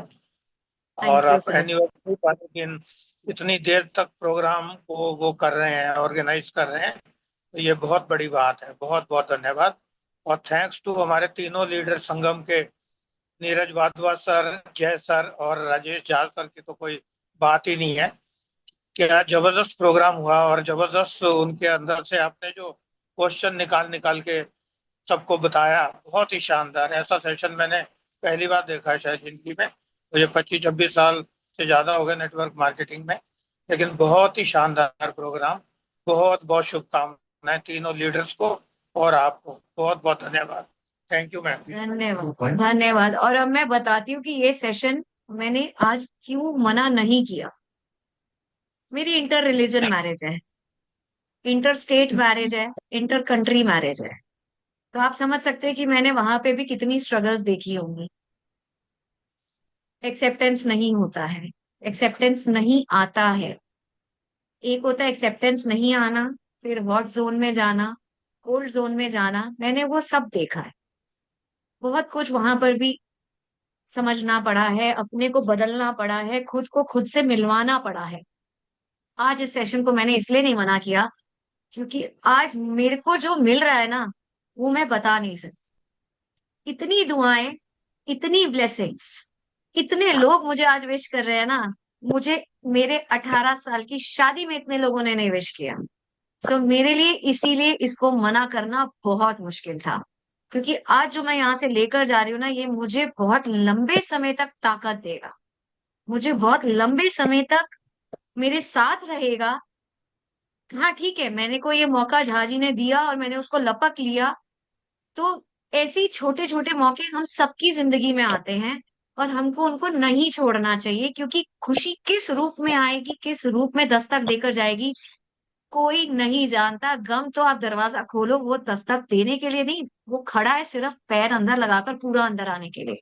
सो इसीलिए आज मैंने, सेल्फिश रीजन है कि मैंने मना नहीं किया, ऐसा नहीं है। और हम सब जानते हैं जब हम काम करते हैं तो कोई ना कोई हमारा सेल्फ इंटरेस्ट होता है, हमारे मोटिव होते हैं, उसके बिना हम नहीं आते। सो उसके लिए बहुत बहुत तहे दिल से धन्यवाद है आप सबका, कि आप सब मुझे इतनी दुआएं दे रहे हैं, मेरे परिवार को दुआएं मिल रही हैं, और ये हमारे लिए बहुत जरूरी है। So thank you so much. और कोई कुछ कहना चाहता है, कुछ शेयर करना चाहता है? नहीं मैम, बस अब आप क्लोज कीजिए और एक ठीक है। घंटा एक घंटा बचे या हाँ उस एक घंटा को। बिल्कुल, फिर हम थैंक यू मैम। जल्द मिलेंगे दोबारा ही। ओके। हाँ, सबको फिर से दिल से मैम आपको धन्यवाद इस सेशन को करने के लिए। थैंक और यू। पता है आप ना, आप हमारे टीम में वो कड़ी के फॉर्म में आए हो ना, कि मैंने आपको बताया ना कि सेल्स मास्टर आप बन चुके हो, बस डेट डलना बाकी है। उसके बाद आपके कंधे पे ना, जैसे मैं देख पा रहा था ना कि नीरज सर के कंधे पे बहुत जिम्मेदारी आने वाली आई है, आ रही है, उसी तरह मैं देख रहा हूँ कि एटमी इंडिया में भी ना आपके कंधे पे ना बहुत बड़ी जिम्मेदारी आने वाली है। होता है ना कि कई बार आपको चीजों को मिल रहा है जो एक तरह से बिल्ड हो रहा है। तो रियली धन्यवाद, मतलब और सबकी तरफ से फिर से मैं बेस्ट विशेस दे रहा हूँ। और वाकई अब एक घंटा वाकई आप इंजॉय करें, और हम बिल्कुल। लोग थैंक यू। आराम से करते रहते हैं। और बिल्कुल एक मैम। प्रॉमिस देता हूं कि अगले एनिवर्सरी से पहले एक अच्छे लेवल तक आप एटमी में जाएं, इसकी शुभकामना मैं फाइनली आज दे के आपको बिल्कुल भेज रहा हूँ। ओके, बिल्कुल बाय बाय, बिल्कुल, good thank night, you so good much, night, good thank night, you, good thank night, you. Good night, शुभ रात्रि। Good night.